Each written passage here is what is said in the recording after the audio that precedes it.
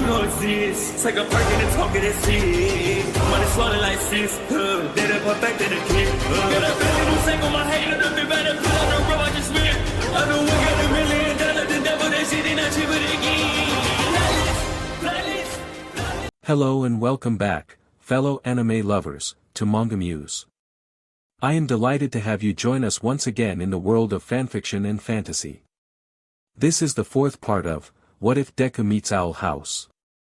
Special note, this fanfic is written and a masterpiece of deathly jazz hands 55 on FANFICTIONnet. Do check and support the author too. Now smash the like, share and subscribe button for more. Also press the bell icon so that you never miss such great parts. Thanks for the introduction. Now let's dive into the world. The Whitbane family. A family that was known for two things, the founding of Gravesfield, and owning the largest mega church in all of America. It was more right to call it a castle, because not only did the Whitbane family live in it, it also acted as a church. Julia Scotsman Whitbane, until recently, was the youngest member of the family, and compared to her father, she was a saint. She treated everyone as if they were a person, even the dirty poors, as her father would say. She cared not for how a person looked. As long as they didn't commit horrible crimes, she viewed everyone as a person. That was the major difference between her and Tyler Kirkman Whitbane. Whereas he viewed anyone who wasn't him, his wife, and his lineage as nothing but dirty, pathetic, wastes of air, Julia saw them as the opposite. Julia was embarrassed by her family's past. After all, in the 1600s through the 1800s they hunted anything that wasn't white, believed in the Christian God, and God forbid you happen to be a former SLV. From the 1850s to the early 1900s, they were staunch believers in segregation and even went as far as to believe the Nazis were good, even after the reveal of the genocide they committed. Of course, there were a few good apples sprinkled about. There was Gary Whitbane, who lived from 1670 to 1720 and donated most of his wealth to orphanages across the country. There was Jackie Whitbane, who lived from 1844 to 1901 and opened several soup kitchens across Southern America for the homeless. Then there was Stan Whitbane, who was the shortest-lived and happened to be Tyler's grandfather, who lived from 1922 to 1943 and was one of the people who discovered and reported back about the Jewish concentration camps. He died shortly after that, being killed on the D-Day siege. But, out of very few descendants that had been good people, most of them were not. And no matter how much good those few people did, it did not wash away the stains that had been left on their family name. She never viewed her family as the heroes they proclaimed themselves to be. Some days, she was ashamed of being a Whitbane, but even then, she had to try. She was going to be the good one, she decided. She wasn't going to be like what her father wanted, even if it got her kicked from their family home. Though, that didn't mean she wouldn't do as he asked. After all, just because she wanted to be better, it didn't mean she had to forego her religion. It wasn't the religion that made her father as bad as he was. She simply believed that he was born evil, and used God to justify his cruelty. So, every Sunday she went to church. When she was asked to, she knocked on doors to spread the word of her God and the Lord Jesus Christ. She always donated when asked, and it wasn't small amounts. It was large sums, and it was entirely to children's hospitals and smaller churches. She even often chipped in around the town, constantly going out and protesting bills that were seen as awful by the wider public, like that one bill that mentioned something about trying to ban abortions for the 8th time that decade. But, aside from that, Julia lived a rather sheltered life. Her family had a few rules: no television, for it was sinful.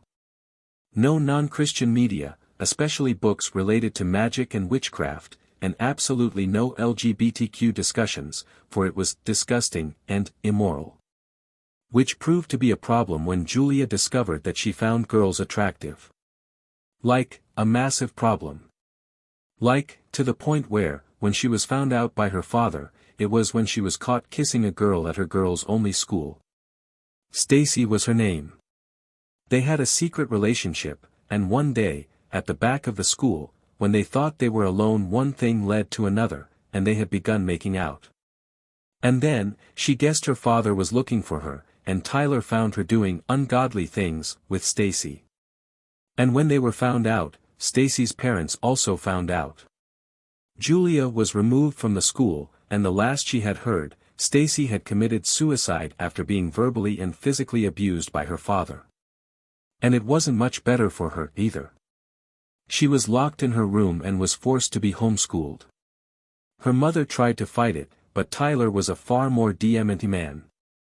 And, well, she suddenly listened to everything that Tyler said. Leaving Julia with no one. Well, no one but the butlers. They were still nice. There were days when Tyler would read Bible passages to her about how it was wrong to be with the same section.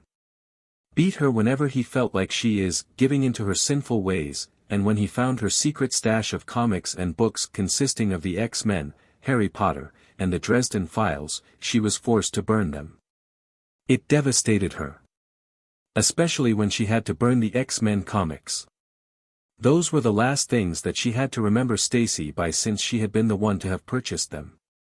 She had cried herself to sleep that night, but at least, she had thought, that her life couldn't have gotten any worse. Until last week. The final straw was her superpower awakening. Her vines. She hated them with a burning passion.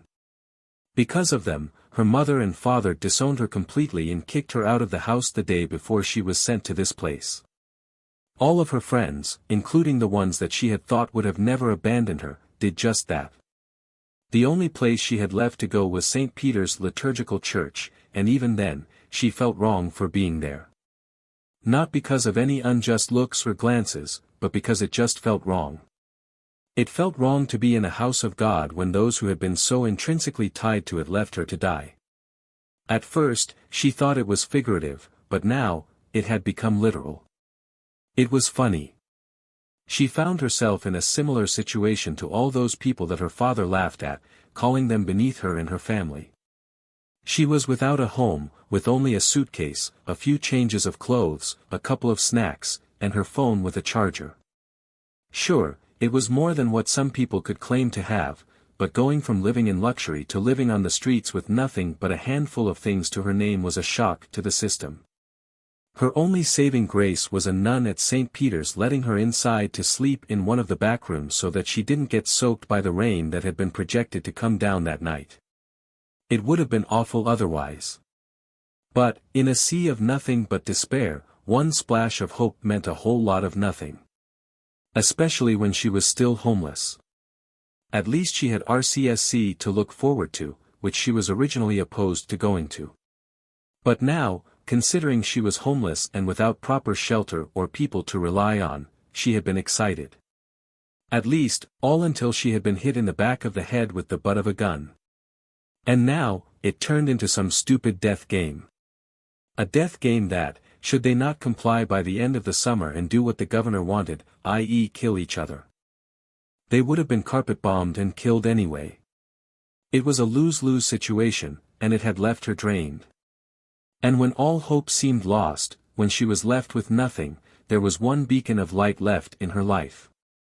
And it came in the form of a brown-skinned angel with a name that quite literally translated into the word light. Luz Nocita was, by far, one of the only good things to come from this nightmare scenario.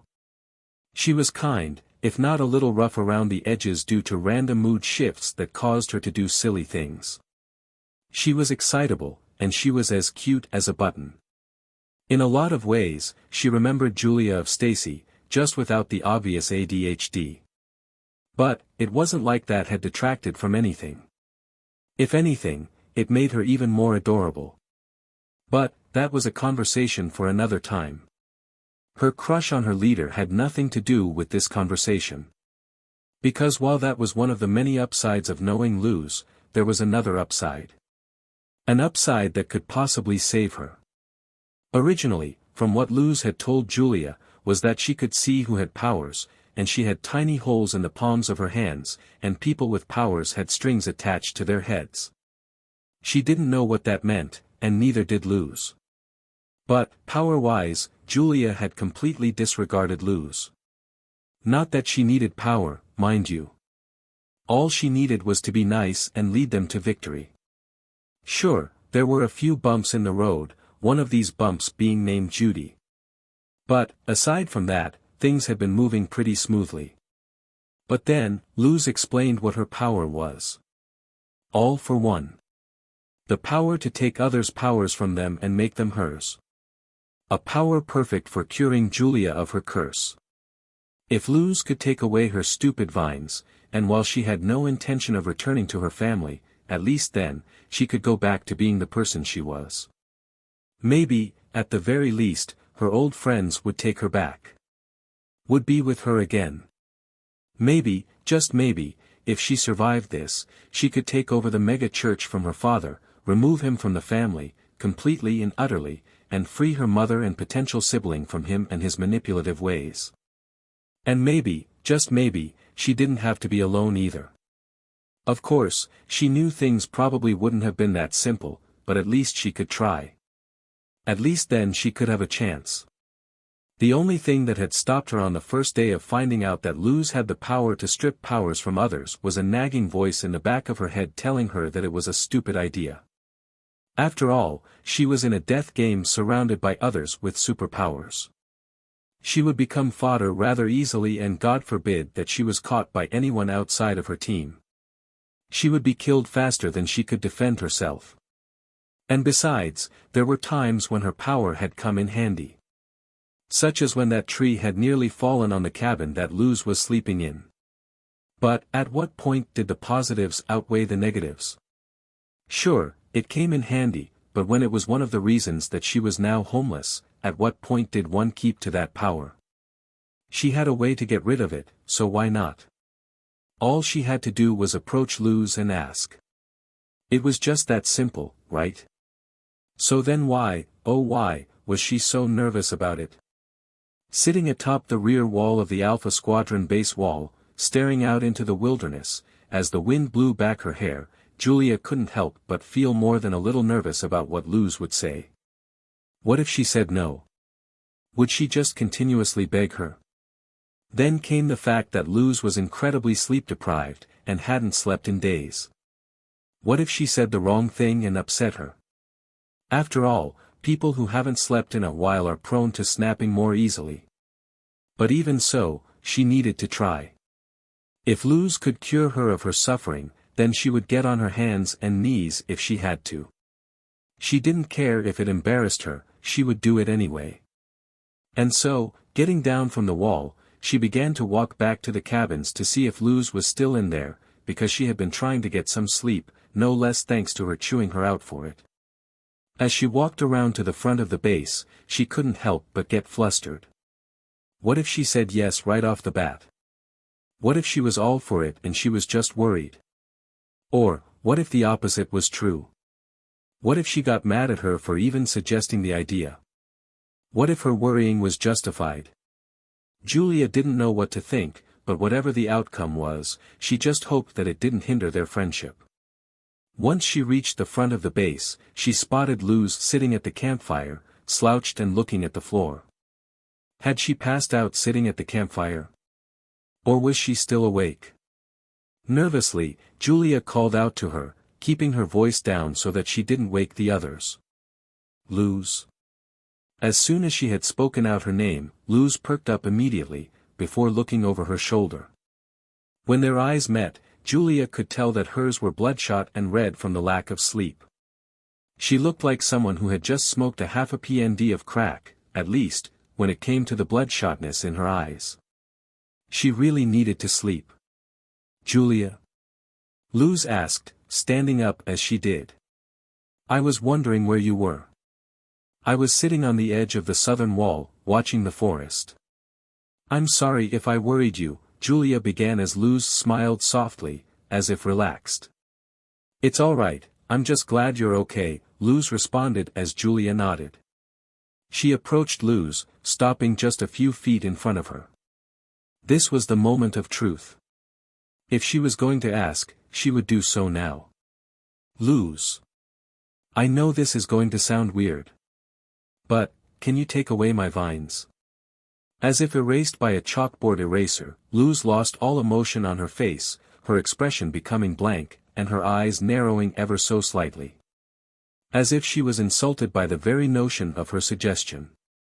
It caused Julia to flinch at the sudden shift. I'm sorry, what was that? I wanted to know if you... No, I heard you, Luz replied, crossing her arms, frowning. Why? You do realize that you could get killed easily if I do this, right? Julia blinked. That was true, but she thought that she was mad because of the idea as a whole. Not for her safety. I thought you were mad at the whole idea. Is that all you're worried about? Is that all I'm worried about? Are you seriously asking that? Luz asked, incredulously with a raised eyebrow. Don't get me wrong, I'm curious to see what would happen. It would be my first time doing it. But that's not the issue. The issue is the situation we're in. Did you even think of that? Yes, I did. I know the risks. I understand that it could get me in trouble. But... Julia paused, looking away from Luz's gaze for a moment. Luz shifted her weight to one leg, tilting her head to the side in a questioning gaze as if she were trying to analyze her. But what? My power is the sole reason for ruining my life, Julia said, as Luz's expression softened. What do you mean? I mean exactly that. My family hates me because of it, my friends abandoned me, and my church kicked me out. The only place I felt safe after that was St. Peter's, and even then I felt so far out of place there, it wasn't even funny, Julia explained as Luz uncrossed her arms, and stood straight, her frown shifting from annoyance to sadness. But Julia wasn't finished. Luz, I beg of you, please remove this curse from me. It's done me nothing but harm to myself. I know it's a lot to ask. But please, I beg of you. Julia all but exclaimed, even getting down on her knees in the process. She was begging, and it looked ridiculous. Her hands were clasped together as she looked up at Luz, a sprinkle of hope in her eyes. For a moment, Luz's hand twitched, as if tempted. And for just a moment, Julia could have sworn that her left eye flashed red. Maybe it was a trick of the eye, or maybe it was because of the angle, but her whole pupil turned from a shade of golden brown to a deep, crimson red, before returning to normal. There was a long, agonizing, drawn-out silence that caused Julia to lose hope. Of course, she wouldn't do it. It was stupid of her to ask, she should have just. Fine. And then, without any hesitation, Luz placed her hand on Julia's forehead. Her fingers grasped against the top of her head, her palm lying flat against her forehead, as Luz took in a deep breath, exhaling, and then speaking. I don't know what will happen when I do this. For all I know, this could be the most painful thing in the whole world. But just know, you asked for this. If you get hurt because of this will not be my fault, do you understand? Julia hummed in affirmation. And as soon as she did, Luz's arm began to spark red. Red, crackling electricity began to bounce up and down her arm, as if she was amping herself up. She inhaled, then exhaled, and as soon as she did, the red sparks of electricity began to surge, and travel toward the palm of her hand, which was directly touching Julia's forehead. And as soon as the two connected, Luz's grip on her head increased, her eyes narrowed, as if focusing, and then, a moment later, a surge-like feeling washed over Julia, causing her pupils to dilate, and for her body to feel like it was on fire. Her muscles locked in place, her bones ground to a halt, and all she could do was sit there and take it. In the darkness, there was only Luz, the red light given off by All for One working its magic, and the light of the moon, casting a shadow over them. The way the shadows washed over Luz, it completely covered her eyes, and slowly, a smile spread across her face. One that intimidated rather than relaxed. That, mixed with the pain that she was feeling, only one thing came from it. Fear. And when someone was afraid, and in pain, what was something that they did? They screamed. Julia screamed, and it was shrill and filled with pain and fear. But not once did Luz flinch. Not once did she stop or pull away, she kept going, and it got worse. It was agonizing, as if she was being ripped open and splayed apart of the world to see. Like someone was taking a knife to her and carving her open. It was horrible, and it only got worse with every passing microsecond. Time seemed to slow, and it got to the point where Julia was starting to drool from her body being essentially fried. Tears welled up in the corners of her eyes, and just as it came to a crescendo, it stopped. Julia crumpled to the ground, her breathing heavy as sweat, and tears fell from her face as she looked up at Luz, who now had vines growing from her fingertips, her arms still sparking with red electricity. Her face had a smile on it, staring at the vines, before glancing down at Julia. The smile disappeared, as did the vines, as she got down to Julia's level, reaching out to her. For some reason, Julia flinched, inching away, afraid. Luz stopped, backing away slightly. "Julia? Are you okay?" "Why, yeah. I. She paused, her eyes still stinging with tears. That hurt, it hurt a lot." "I'm sorry, I didn't know it would hurt that badly," Luz said, before reaching out to her again. This time, Julia accepted the hand, as Luz helped her stand up. She glanced back at the cabins, but no one had come outside. Had they even woken up? Were they still asleep? If so, then that was. Suddenly, a weight was put on Julia, and when she looked back, Luz had practically fallen into her chest, eyes closed and breathing softly.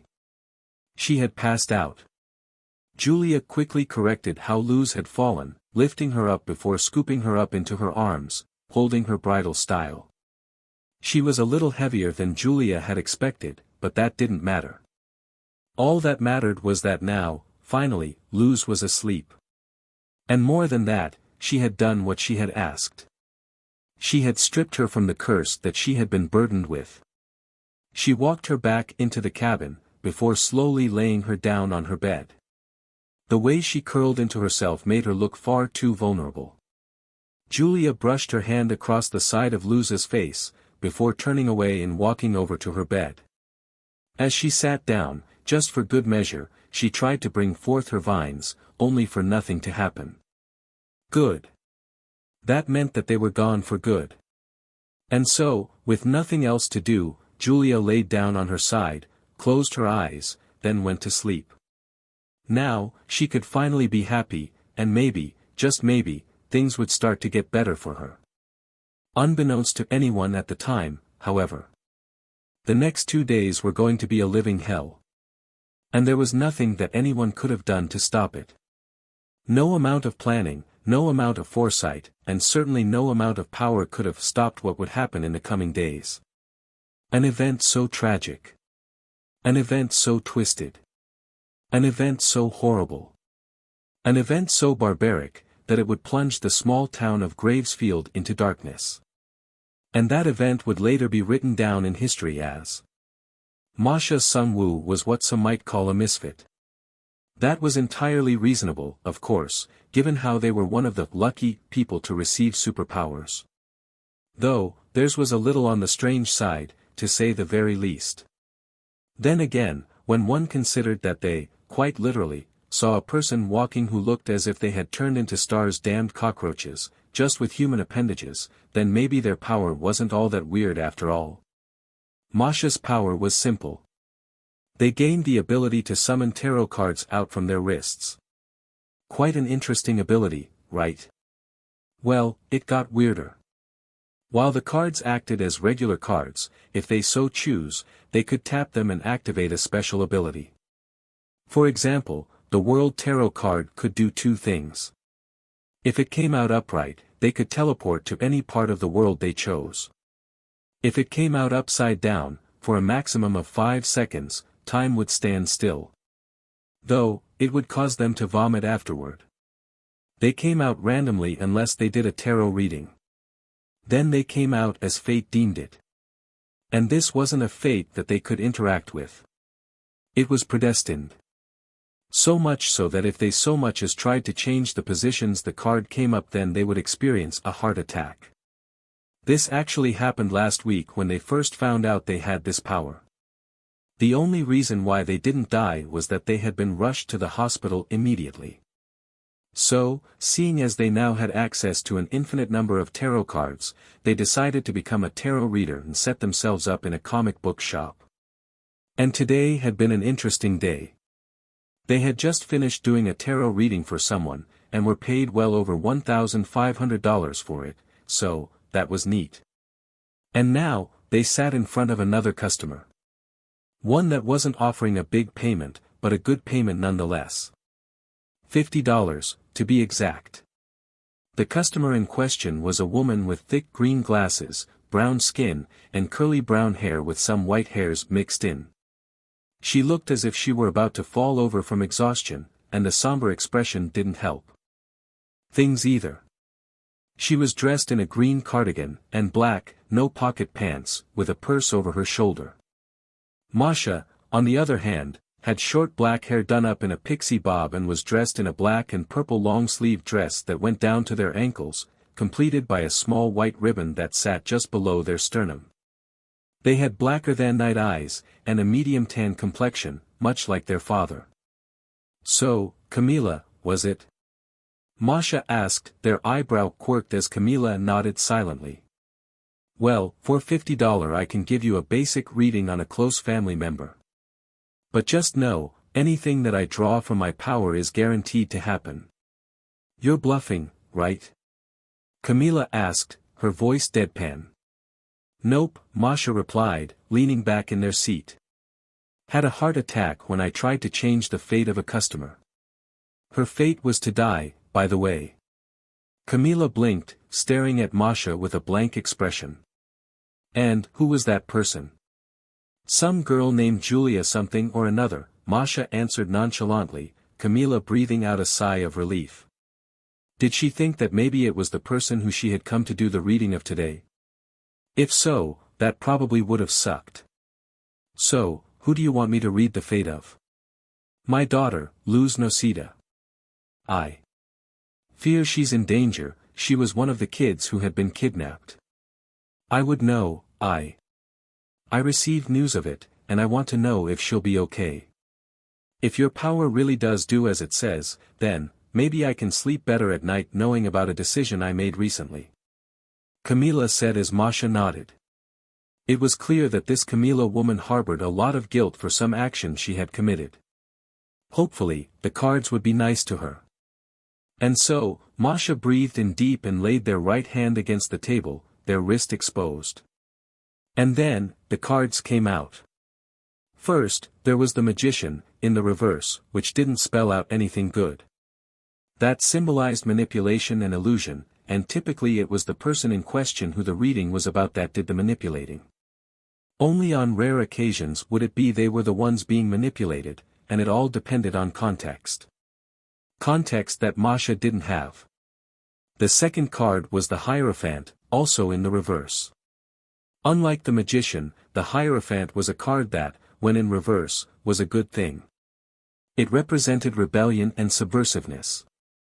It also represented freedom and personal beliefs. But, when mixed with the magician in reverse, it could mean a variety of things. And if that was where it ended, then it already painted a bad picture in Masha's mind about this Luz Nocida individual's fate. But, that wasn't the end. The cards kept coming. And the next one changed a lot about Luz's fate. The Chariot, in the upright position, was the third card. It symbolizes direction, willpower, determination, success, action, and security. All good things, but in combination with the reversed magician and Hierophant, it didn't spell out good tidings. The next card didn't make things any better. It was the reversed devil. It represented good things, naturally. Overcoming addiction, independence, and, reclaiming power, detachment, and freedom. 2 times, freedom has shown itself. Freedom of what? Well, considering Luz was one of the captured kids, that must have meant that Luz was going to go free from being imprisoned. That was good, obviously. But then came everything else. Reclamation of power. What power, and whose? Luz's power. But what power did she have? Was it symbolic or literal? Masha didn't know, and it was also concerning. Then came the one thing that caught Masha completely off guard. The tower, upright. That didn't spell out anything good. Intense and sudden change, release, painful loss, tragedy, and revelation.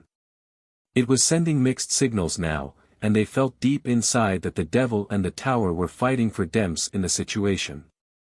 Like two bickering siblings. In the end, the tower wound up winning, and it once again made Masha feel extremely nervous about what would happen to Luz. So much so it showed on her face, which didn't seem to put any security in Camilla's expression either. Upright judgment was next. Reflection, inner calling, reckoning, awakening, rebirth, and absolution. That could mean plenty of different things. It seemed as if, following along with the rest of the reading, Luz was going to either go on a spiritual journey to lead to a rebirth of sorts or a literal rebirth. And with how the cards were playing out, Masha believed it was more toward the literal side. And finally, the final card, the world, in the upright position. Fulfillment, harmony, completion, integration, travel, and unity. If that didn't spell out to Masha that they were right, then they didn't know what did. A sigh effortlessly passed under Masha's breath, and they turned to look at Camilla. They could feel fate weave itself into the cards, locking them in. And then, they were granted a glimpse into the near future.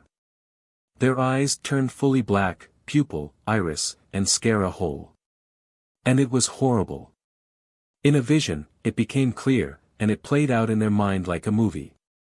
A lake of fire, ash, corpses and charred fallen trees, pluming smoke, and all of it caused by a lone figure. Hateful, vengeful, anger-filled crimson eyes bore into the person whom they were viewing this future through.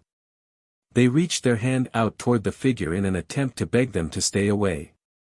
And in a flash, the figure rushed toward the person whom Masha was viewing the future through, and for a brief second, they saw a psychotic, malicious, hate-filled smile. A smile that said it all. Behind that smile lurked nothing but death, destruction, and damnation. Anywhere that the figure went, death and despair would follow. The figure's fist was cocked back to hit the person, and then... nothing. There was nothing. The vision skipped to another scene. This time, it was of Gravesfield. Buildings were collapsed, bodies lined the streets and slumped against walls. Two figures fought, one with a sword and a pair of wings, and another with the same crimson-red eyes as before.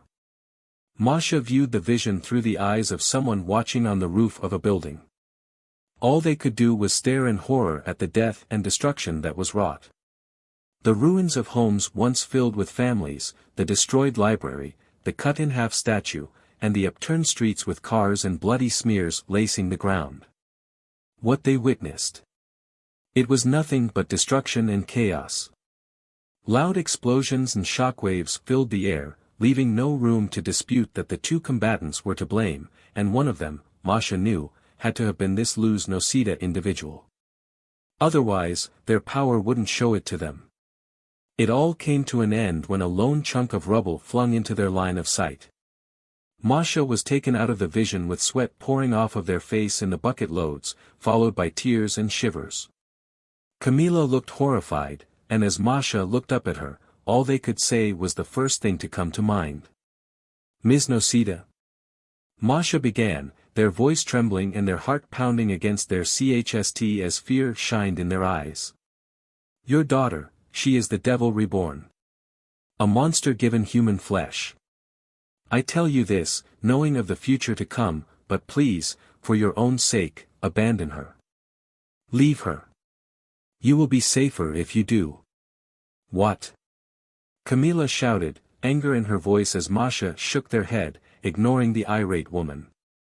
Masha knew, instinctively, that they needed to skip town. Convince their parents to move. Do anything but stay in this place. I am deeply sorry for what's to come. I should have turned you down, take your money, and go. I'm leaving this doomed town before it's too late, Masha said, throwing the money that Camila gave them back to her, before booking it as they collected themselves. They didn't know how long this place had left, but due to how visceral and detailed the vision was, chances were that it would not be long until everything went tips up. And as far as Masha was concerned, they would not be sticking around to find out. They couldn't get that awful, hate-filled stare out of their head. It was nothing but cruelty and anger. There was nothing human about those eyes. Was it wrong to tell that to a grieving mother? Maybe, but Masha didn't care. All that they knew was that they needed to leave. Because they knew, deep down, that in the coming months, Gravesfield would be no more. Luz felt a pit grow in her stomach as she stared down the very man that she had no wish to see again. The pit in her stomach was quickly followed by annoyance. She had fallen asleep, most likely after having taken Julia's power. Her vines. They now belonged to her. Now that she thought about it, it was definitely because she hadn't taken anyone's power that she hadn't been able to fall asleep. She remembered that once she had finished sapping away Julia's power, and after she had comforted Julia due to the pain that she had inflicted upon her, she felt a wave of drowsiness, and immediately blacked out. And now, here she was, within the vestige realm, staring down the man she had grown to loathe, who was sitting down on his throne across from her, with an impressed look on his face. Rikitasu Shigaraki was still dressed in that same, matte black and white striped suit that he had worn the day they had met. He had one hand resting on his cheek, as he leaned on his elbow with his other arm draped across his lap. You! Luz practically hissed, disdain in her voice as Shigaraki smirked. Well, it took you long enough. But now, here you stand. And, you've done the one thing I have been waiting for you to do. Congratulations, Luz Nocida. You have stolen your very first quirk. And, frankly, I think you made the correct choice. I didn't steal it. I was given it. Julia wanted it gone, so I took it. There was no stealing involved, Luz rebutted as Shigaraki waved her objection away, sitting up straight on his throne, his arms resting flat against the armrests, just like a king would, staring down Luz with a neutral expression. Semantics, my dear successor. That is all that is. What matters, is that you've taken your first step toward success. Though, now, I feel the need to warn you, now that you've taken your first quirk, I'm afraid you won't be able to stop now, Shigaraki said as Luz crossed her arms, staring him down with narrowed eyes. Oh, really? Says who? What if I decide to stop today, and have Julia's be the only quirk I take, huh? Luz spat as Shigaraki shook his head. You know, Luz, you should take my word at face value. I am the first wielder of all for one. I know it more than you do, so when I say once you've taken your first, it only spirals further from there, you should believe it, Shigaraki noted, staring Luz down as he spoke. I never had a reason to mention it in our first meeting. But, you see, all for one comes with two downsides, and it is the reason why I had as many quirks as I did. Luz rolled her eyes. You mean aside from the fact you were a tyrannical supervillain? Yes, aside from that, Shigaraki replied honestly as he steepled his fingers together. Technically, there are 3 downsides, though I do not count them as separate. For starters, I'm sure you've noticed it by now, but all for one warps one's perception of reality. For example, let's say that you don't believe one thing the day before the quirk appears, but then suddenly, you have a different opinion of it that is polar to the original. That has happened, yes? Shigaraki asked as Luz nodded, if not reluctantly. That had happened, at least, she thought so anyway. If she strained herself to think about it, before she awoke her power, she felt less inclined to agree with her more repugnant actions. As a matter of fact, she had felt remorse for what she had done to Amber. But, that didn't feel right. Why hadn't that felt right? I can see it in your eyes. Now that I've brought it to your attention, you notice it, do you not? Shigaraki asked as Luz, once again, nodded. Yeah. As Luz said that, her eyes widened. Was this power changing her? What's happening? Luz asked, slight panic in her voice as Shigaraki waved her question away. Nothing. All for One, as I said, is alive. Most quirks are, and they have their own, unique personalities. And when two clashing personalities meet, they change each other over time. This is what is to be expected. You are changing, that much is true. But, what is also true, is that change is needed. You see, your body has evolved. It's not that you have spontaneously gained a new power. Your body, and as a result, your brain has evolved to fit the quirk, Shigaraki began as he stood up, snapping his fingers as suddenly, a whiteboard appeared. On that whiteboard, there was a very detailed drawing of Luz, with an X-ray of a brain over her forehead, and next to it was a drawing of a computer with an equal sign drawn between them. Luz stared, confused, as Shigaraki spoke. Think of it like this, your brain is a computer, and All for One is a software update.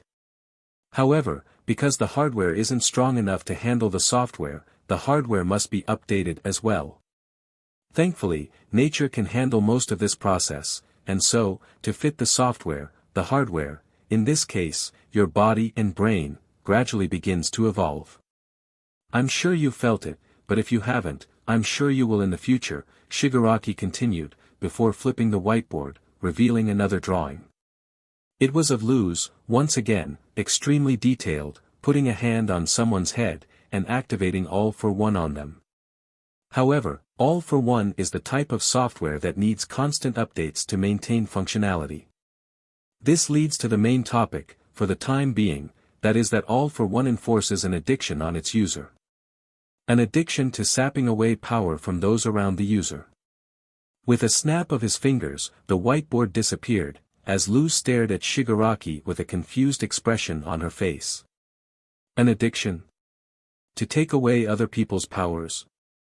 That's the most made-up thing I've ever heard in my life. And I get told I think anime is real, Luz snarked as Shigaraki frowned. Do you think I'm lying, Luz? Shigaraki said, his tone ebbing with seriousness the likes of which only a judge could carry. And for a split second, she could have sworn that he had an honest look of concern in his eyes. Not that Luz believed it to be real. He had already said in their last meeting he was a manipulator and a villain, so therefore, she refused to fall for the same thing that he most likely employed on those whom he victimized. Well, yeah, duh. You said it yourself, you're a manipulator. Why the hell should I believe you? Luz replied as Shigaraki chuckled to himself, putting his hands behind his back as he did. Touché, Luz. Touché, he quipped, before clearing his throat. But, then, if I was lying, then why were you restless for the last few days? Because I was restless, duh. Ever heard of stress? Yes, that's true, Shigaraki. Agreed, putting his hands to his sides before sitting back down on his throne. Stress is a key factor in remaining restless and being unable to sleep. But, did you know that another sign of someone experiencing withdrawal is not being able to sleep? Or, perhaps paranoia, as well. Things you become familiar with in the last 4 days, have you not? Only alleviated when you stole Julia's power, did they not? Luz blinked, her expression taut in the realization that once again, she found herself agreeing with Shigaraki. For the 4th time since they first met, Luz found herself agreeing with the man before her. And it was infuriating. The worst part was that she couldn't rebut him. Once again, she was reminded that Shigaraki, the man before her, was a manipulator. But more than that, he was someone who had decades of experience talking to others. No, not decades, perhaps centuries of talking to others. Manipulating others. But more importantly, studying others. Further increased by the fact that he was the first person to have All for One. And because he was the first person to have All for One, of course, he would know the inside outs of the power. Of course, he would know full well the drawbacks of it. And while she always had to take what he said with a pinch of salt, she didn't see why he had any need to lie. And so, because of that. You're not lying to me, are you? I wish I was, Shigaraki replied, frowning. Believe me, the addiction that this quirk comes with, while useful at times, can cause problems. For example, because of my addiction to stealing powers, I would find myself sapping powers from those whom I cared about. While that list was a short one, and that wouldn't have been so bad, had it not been for another thing I found out regarding All for One. As Shigaraki spoke, there was a hint of regret in his tone. How his eyes narrowed and his eyebrows knitted together to create an expression of both anger and annoyance, once again directed at himself. She couldn't tell if it was an act, but what she could tell was that, if it wasn't, he seemed to harbor regret over something. But, more importantly.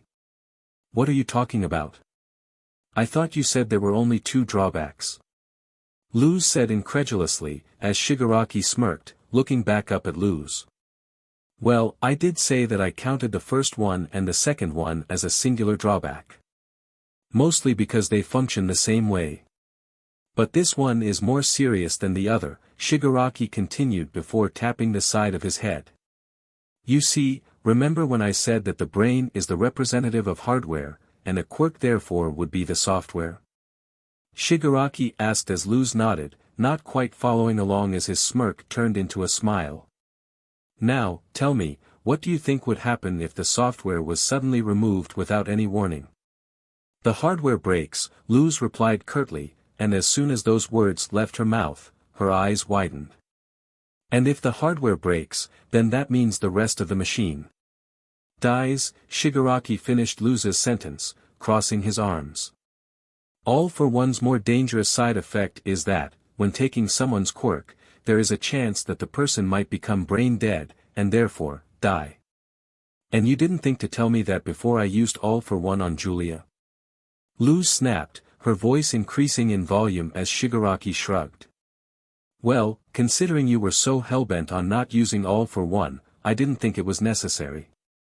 But now you have, and therefore, I feel obligated to tell you. It's just that simple, there's no harm in it, is there? Besides, Julia's alive, is she not? Shigaraki said, his voice calm as was his tone. Although, Luz could tell he was enjoying her frustration. You. Oh, please, you don't need to be mad. I mean, for all I knew, you were going to keep to your word, but now you've taken your first step, your first, proper step, into becoming a true user of All for One. You can never truly forget your first. Such as mine, having been my mother's quirk. Bone-like spears. If I could show you it, I would. I take great pride in it. It was the first and last thing I had to remember my mother by, Shigaraki continued, his voice gaining a sentimental tinge to it. As he looked up toward the endless ceiling, Luz felt her annoyance and anger begin to fade away. There was no point in wasting her energy on him. He was just trying to get a rise out of her, that much she knew. And so, rather than try to argue with him, she exhaled. All right, fine, I get it. Can I go now? No, Shigaraki said curtly, before gesturing for her to sit down on the throne next to him. I would like you to take a seat. There is still much we need to discuss. And seeing as you are sound asleep at the moment, now is the best time to have a thorough conversation. Without another word, Luz walked over to the throne next to Shigaraki and sat down. When she did, she couldn't help but immediately relax. It was comfortable. Extremely so. Whoa. Luz muttered as Shigaraki smirked. Comfortable, isn't it? A throne is a throne, after all. They are meant for those who are royalty, and as such, they ought to be comfortable, Shigaraki stated as Luz glanced over at him, before sighing and sitting up straight, clasping her hands in her lap. So, now what? Well, may I point your attention in that direction, Shigaraki began as he pointed toward a dark corner of the vestige realm. When her eyes followed to where he was pointing, Luz paled. Standing there, idly, was a black, human-like shape of nothingness bobbing back and forth like one of those wacky wavy inflatable arm-waving tube men. Luz recoiled at the faceless, shapeless humanoid. It had white, oval eyes, and was undulating like the black blob that it was. What the heck is that? Luz asked, disgust in her voice as Shigaraki huffed. That, Luz, is the imprint that is left behind when you take a quirk from someone. Much like myself, it is a vestige, but an incomplete one, seeing as the person who you stole the quirk from is still alive. A vestige of someone cannot fully become their own entity if the original is left alive. As such, I've dubbed them incomplete vestiges. They are quite disturbing, Shigaraki explained as Luz turned to glare at him, eyes narrowed as she did. You better not be telling me that I should kill Julia because if that is what you're telling me to do, I swear. Oh, heavens no. Shigaraki quickly interrupted, putting his hands up defensively, prompting Luz to relax a little. In fact, if this Julia person were to die, it would only make your quality of life worse, Shigaraki continued with a distant look on his face. You see, the more people you take the powers of, the more this place becomes full of other vestiges. Now, granted, they do not have power over you, nor can they do much of anything against you. However, depending on how you took the quirk, be it forcefully or otherwise, a vestige of them will appear here, Shigaraki explained, his expression twisted slightly into one of annoyance as he stared at the incomplete vestige. Now, some are silent, much like that one over there, but some are more vocal, and can even be nasty. Especially if you killed them after taking their quirk. It would be better for yourself if you didn't kill anyone you took the quirk of, or kill them first, then take their quirk. Otherwise, you will be bombarded by the voices of those whom you've stolen the quirks of. Believe me, this happened to me on multiple occasions, so much so that I eventually found and stole a quirk that made it so I didn't have to sleep. As Shigaraki spoke, he cringed at the last part. Trust me when I say that, if you kill someone after taking their quirk, it will bring down your quality of life, I mean it. Hence why I recommend doing it the other way around. Now, if they were to die outside of you being the reason for it, the vestiges will never fully form, remaining shapeless blobs like that one over there, Shigaraki said, pointing toward the incomplete vestige in the corner. Luz felt a shiver run down her spine when she looked at it, her shoulders tensing as she pushed deeper into her throne. It's creepy. Luz murmured as Shigaraki nodded. My point exactly, Shigaraki quipped, clasping his hands together. Now, moving on. There is one more thing I must tell you about All for One that is crucial once you acquire more quirks, Shigaraki said as Luz placed a hand on her cheek, a disinterested gleam in her eye at the mention of acquiring more quirks. Don't get her wrong, she wasn't exactly against taking quirks from others. But she knew what it was that he meant. He was implying that she went on a rampage and stole from everyone. And that was something that she couldn't stomach doing. Taking a quirk every now and then. Fine, she didn't mind. Even if it did leave her with a sour taste in her mouth. But going on a rampage? Absolutely not. Shigaraki caught her change in demeanor, his face morphing from a slightly jovial expression to a frown. Luz. Let me ask you a question, and I want to hear your honest response. Why is it that you seem so annoyed when I mention stealing other people's powers? There is clearly a reason behind it, and in order for this to work, you have to come forward about it. Luz scoffed. Do you really want to know, or are you just trying to pick my brain's supervillain style so that you can turn around and say, I know your greatest weakness, later down the line? Shigaraki frowned. Luz. I'm serious about this. Whether you like it or not, your quirk is designed to steal other people's quirks. And yes, I truly do want to know your reasoning. Because if it is what I think it is, then perhaps I can make this easier for you. In our first meeting, you mentioned that you didn't want to take people's powers because you saw it as wrong. Care to explain that a little bit more? Shigaraki questioned as Luz sighed, sitting up straight and looking the man dead in the eyes. Maybe it was because of how he phrased that question. Maybe it was because he implied that he already knew her reasoning, or maybe it was because she was just starting to get fed up with what he was saying. But she could feel herself starting to get angry again. And so, because of that, she went off on him. Why do I have to explain it? Shouldn't it be obvious? Look, don't get me wrong, I'm fine with taking a quirk, superpower, whatever the hell you want to call it, every now and then. But I know what you're implying. I'm not stupid. You want me to go around and strip power from everyone. That's my problem. Shigaraki went to say something, opening his mouth to talk, only for Luz to keep talking, her eyes narrowing as she jabbed a finger into his chest, making him recoil, if only because he was shocked that she had the guts to touch him. Taking other people's powers for the sake of taking them is evil. PRD. And while I might be a little screwed up in the head, I'm not evil. Besides, why should I be the one to decide who gets to be special, and who doesn't?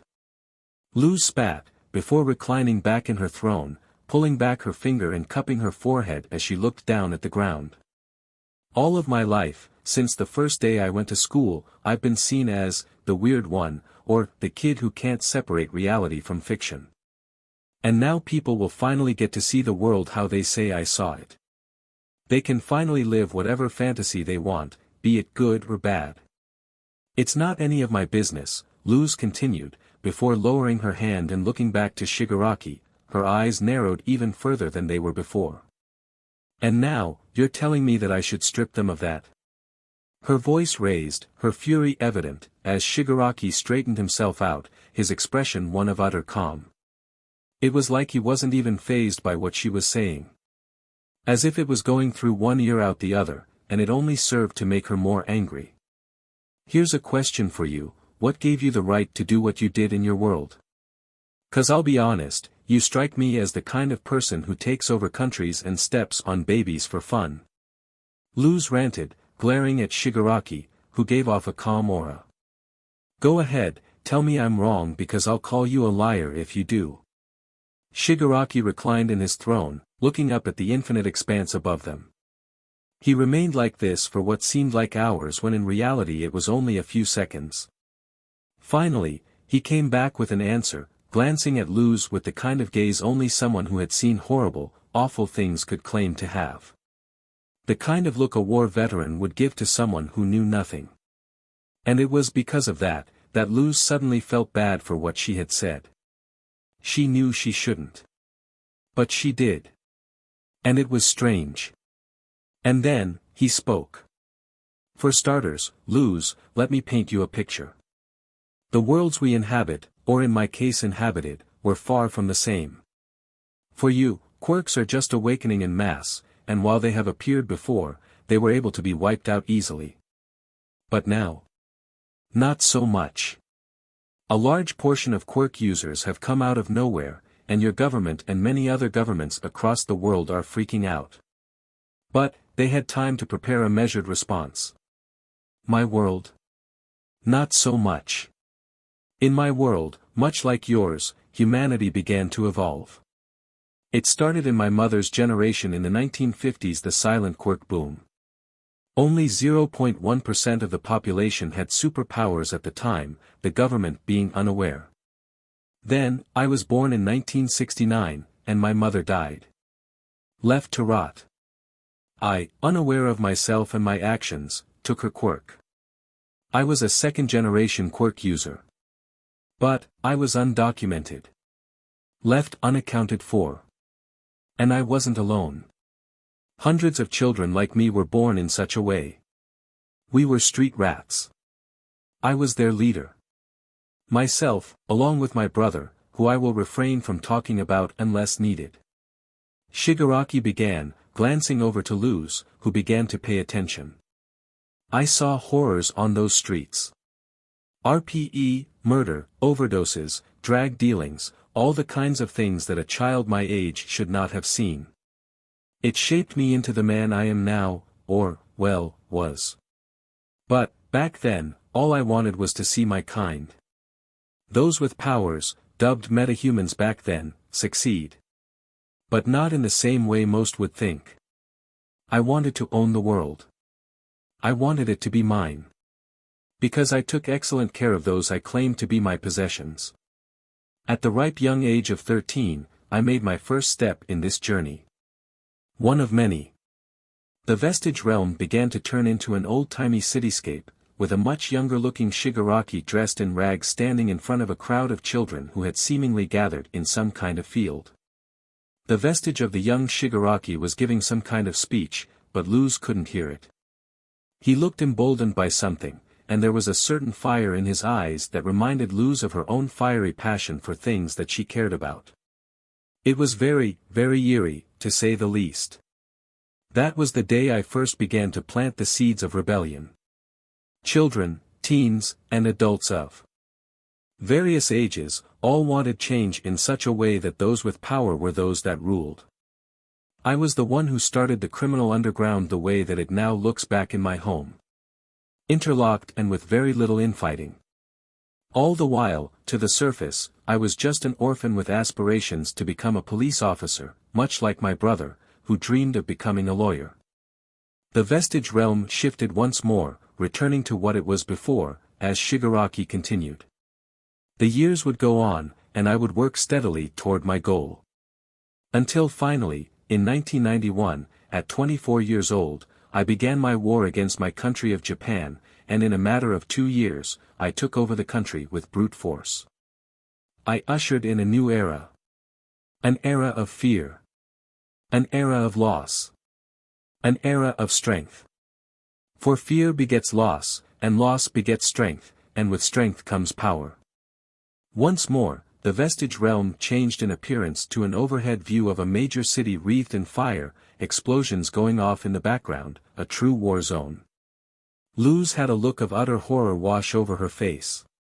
The amount of death that no doubt came about because of Shigaraki's war. It's a BLD bath.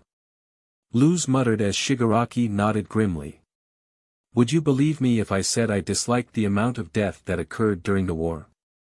Shigaraki asked as Luz glanced at him. For a moment, she went to call him a liar, but the genuine look of remorse in his eyes made her hesitate. Was he being serious? Or was he playing it up to make her think that he wasn't a complete monster? She didn't know, and that was the scary part about this whole conversation so far. A part of me says you're lying. But, another part of me believes you, and I don't know what to think. Luz said, a sternness in her voice that earned her a nod. Believe what you will.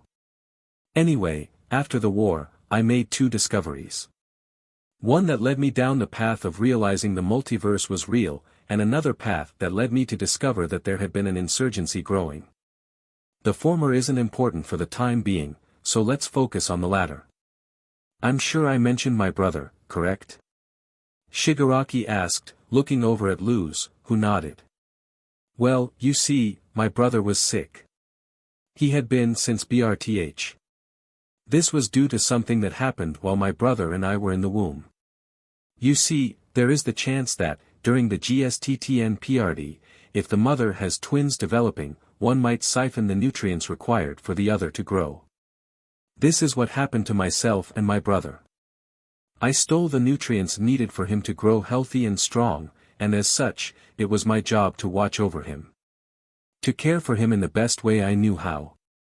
And so, that was what I did. As he spoke, once again, that same somber tone leaked into his voice. This time, Luz knew that it wasn't a trick.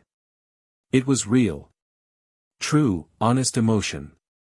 Why he was opening up to her, she didn't know, but it seemed like something he had kept pent up for a while. She said nothing, only listening intently as he spoke. I took care of him. Did what I needed to do. I fed him, bathed him, bought him clothes, healed him when I could. I protected him from the world, and he kept me stable. He tried to keep me on the right track. But, sometimes, nature overcomes nurture, and I did something that I heavily regret to this day. It was both the beginning of my downfall and the beginning of my fall from grace. Slowly, as those words left his mouth, the vestige realm began to change into an empty, blank room with a vault door, and within it stood an identical vestige of Shigaraki looming over a sickly, frail young man with long white hair dressed in a blue shirt and black jeans. The top half of his face, along with Shigaraki's, was covered by a cloud of black smoke, not revealing their eyes, only their mouths, as the younger brother spoke. "Brother. For the last time, I will not aid you in this massacre. It is not a massacre. It is what needs to be done. We are at the final stretches of the war. We can rule side by side once this is over, and my doctors will be able to cure you of your illness. Please, Yoichi. Join me. I won't ask you again. Forget it. Fine then. You leave me with no choice." The vestige of Shigaraki reached out to this Yoichi individual, forced his hand on his brother's head, and activated All for One. Familiar black and red sparks jumped from his arm to his brother. His brother screamed in pain, and all Shigaraki's vestige did was stare, either forcing or taking something onto or from him. The scene abruptly ended, as Luz stared in horror while the vestige realm returned to normal. The idea of forcing anything on anyone made her want to puke. As far as she was concerned, forcing anything on anyone was akin to a form of RPE, just like forcibly taking something from someone was. It was a NCNSNS act, be it forcing a drag on someone or something similar, it was wrong and disgusting. A new form of anger filled her body as she glanced over to Shigaraki. Oh, sure, there was regret painted all over his face, but that didn't change the fact that what happened had happened. "You, what the F is wrong with you?" "Many things, Luz no Sita," Shigaraki replied calmly, breathing in as he looked straight ahead. "I will freely admit that what I did back there was both stupid and also heavily wrong. But, what you must understand is that I wanted my brother to survive past his 30s. And so, I forced upon him a power stockpiling quirk. This was in a vain attempt to make his body gain the strength so that he could support himself. Because, back then, I was under the impression that my brother was quirkless. And I believed that if I gave him a quirk, he would start his journey of healing. So that he could rule by my side till the day he died." Shigaraki's expression became one of anger, narrowed eyes, and a scowl. But that was not what happened. Not only was my brother not quirkless, but he was born with the ability to divest himself of his quirk and give it to others. And whatever that quirk that person had became attached to it and passed down to the next person. However, that wasn't all. A mutation occurred, merging both his quirk transfer ability, which I later dubbed transfer, and the power stockpiling quirk. When they merged, they created a new power. A power my brother called One for All in his dying breaths. Dying breaths? Luz asked incredulously as Shigaraki inhaled sharply. "I don't want to talk about my brother's death. All I will say is that his death is what caused a lot of horrible things to transpire. My descent into utter madness, and my obsession with his power. It ruined my empire, destroyed countless cities, and plunged the country I once loved into an era of darkness. I pray you never experience something as horrific as that, because the last thing any world needs is another me running around. That much I am more than willing to admit." Shigaraki spat, anger coating his words as he spoke. Luz kept silent, looking at the ground. The fact that she felt bad for the monster next to her, it shouldn't have been possible. And yet, here she sat, feeling bad for Shigaraki Rikitasu. Maybe that spoke to her inner selflessness and the fact that she could see the good in most people. The fact that she could see the glimmer of goodness in someone as monstrous as Shigaraki, who admitted that he was a monster, proved her right in that regard. The only thing that she wondered now was, "Do you regret what you did?" Luz asked as Shigaraki raised an eyebrow. "Do I regret my actions?" Shigaraki asked back, huffing out hot air.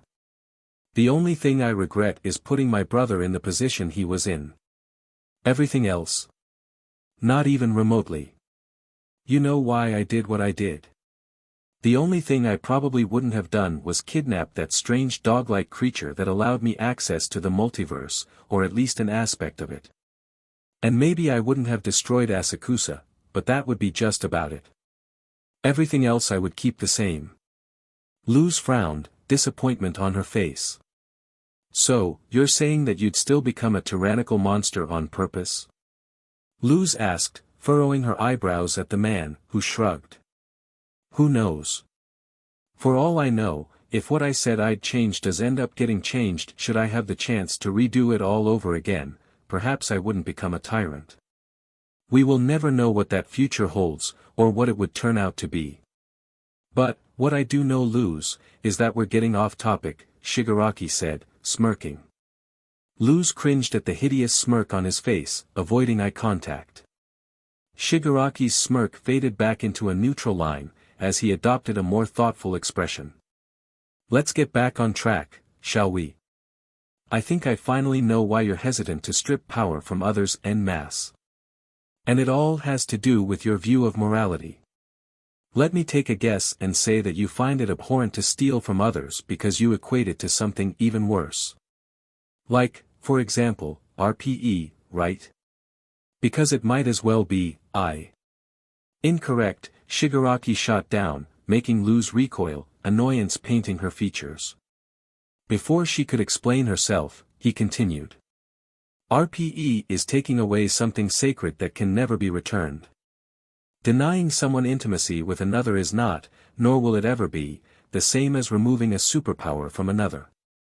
The notion you would compare the two is, frankly, disgusting in my opinion, and takes away from the seriousness of RPE in general. That's not what you mean. Yes, I am aware. But, you are implying it, and because you're implying it, you are therefore meaning it. Moving on, I can also pinpoint why you refuse the idea of taking powers en masse. And that, my dear successor, is that you were merely looking for an excuse not to. Because you know, deep down, you would just love to go on a stealing spree. To accrued power and strength. Because you, by yourself, could end this game right here, and right now, and all you'd have to do is run the risk of causing a few to become brain dead. Luz practically snarled at Shigaraki the more he spoke. No. I wouldn't. You don't know me at all if you think that. Oh, but that's just the thing, Luz. I do know you. The way that Shigaraki said that. The way his voice gained a heaping ton of confidence, and the way that his neutral expression turned into a smile that trumped most villains she had seen on TV caused her skin to break out in goosebumps. It seems you've forgotten, but I'm in your head. I know your thoughts, your wishes, your dreams, and desires, your fantasies both light and dark. I can even read your memories like a book if I so choose. The point I'm trying to make here, Luz, is that you cannot lie to me. I know all that there is to know about you. I know you enjoyed brutalizing that Amber Sturwell girl. I know you'd love nothing more than to inflict grievous harm on anyone who slights you. Yet, because of your adherence to the morality your mother set into you, the same mother who has now practically abandoned you and told you to die, you have stopped yourself from indulging in your darker, baser instincts. You and I, Luz. We are the same. The only difference between you and I is that I did not have a parent to keep me in line. But now, you might not even have that. The only people you have are the people in this camp, and even then, some of them hate you, others tolerate you, and only 2 of them actually care about you, those being Stanley Richardson and Julia Whitbane. Then, there's me. And all I wish to do is guide you. To mold you into someone who can not only look after themselves but do so without the fear of having to kowtow to anyone else. To not bend your own self-appointed rules for others' appeasement. After all, why would the chosen one bow to anyone else, when they should all bow to you? Luz stared at Shigaraki, her jaw slack and her eyes wide. Her hands shook as she looked slowly down at the ground. She didn't know whether to call him a liar, or to yell at him, or to just accept it. Because she knew, and she hated that she knew, that he was right. Every word that came out of his mouth was correct. He wasn't lying, nor was he trying to lie to her. He was right. There was no ifs, ands, or buts about it. If he didn't know everything like he claimed, then how could he have known about her conversation with her mother? How could he know about what happened to Amber? It had to have been the fact that he knew. And if he knew, then, what was the point of lying? What was the point of trying to call him out when he was telling the truth? What was the point in trying to tell him he was wrong when he knew he was right? Why hide the fact that she wanted to end this right here, and right now? Simple. Her morality. You're right. I hate to admit it, but you're right. There's just one thing you either don't understand or refuse to understand. Luz said, looking back up at Shigaraki, steely determination in her eyes. He met her gaze with a neutral gaze of his own, his expression unreadable, like a brick wall. We might have similar ideas of what's right and wrong. We might have similar ideals, too. Hell, I'll even throw you a bone and say you're probably right about my mother. But, there's one thing that you are wrong about. Oh. Do tell. Shigaraki asked, his tone indicating nothing. Luz sighed, standing up from the throne she sat on as she walked toward the front of the vestige realm, back turned to Shigaraki, and only glancing over her shoulder to speak. You're wrong about what I want. Would I like to end this now? Yeah, I would. And the scary part is that I know I could. I could steal everyone's powers right here, and right now, and nobody would be able to stop me. But that's not right. I don't care how you twist it, how you word it, or anything like that. I'd rather work with the people around me. I'm not a one-woman army, even though I could probably be one. That's not how someone with a functioning brain thinks. That's how someone who is a sociopathic narcissist thinks. And last I checked, I'm neither of those. Luz looked away from Shigaraki, sighing as she glanced at the carpet, glaring down at her feet as she continued. I might not have a clean bill of mental health, and I have urges and tendencies others might frown upon. And for what it's worth, anyone who says I'm a bad person for what I did can shove it. I could care less about what their opinion is, because they don't know a single thing that I went through for me to get to that point. And while I'll agree that maybe, just maybe, we might have the same mindset, there is one thing you need to get through your thick skull right here, and right now. And what might that be, Luz? Shigaraki asked and, as he did, a white doorway appeared before Luz. Its light cast a shadow over Shigaraki as Luz once more turned to look over her shoulder. However, unlike before, when her eyes had been a shade of golden brown, now, they glowed with a hideous crimson red. Her expression was taut in a snarl, and her eyebrows furled with nothing but anger coating her features. I am not, nor will I ever be, anything like you. And then, Luz proceeded to walk through the white door, leaving Shigaraki all by himself. He sat there, his expression neutral as he watched his successor walk through the door to return to the waking world. After a few seconds, his mouth twitched and formed into a smile. Not an angered snarl or a frown of disappointment. But a true, honest smile. Good. And as he said that, he reclined in his throne, and looked over to the incomplete vestige of Julia Whitbane. It wouldn't be nearly as fun if you were.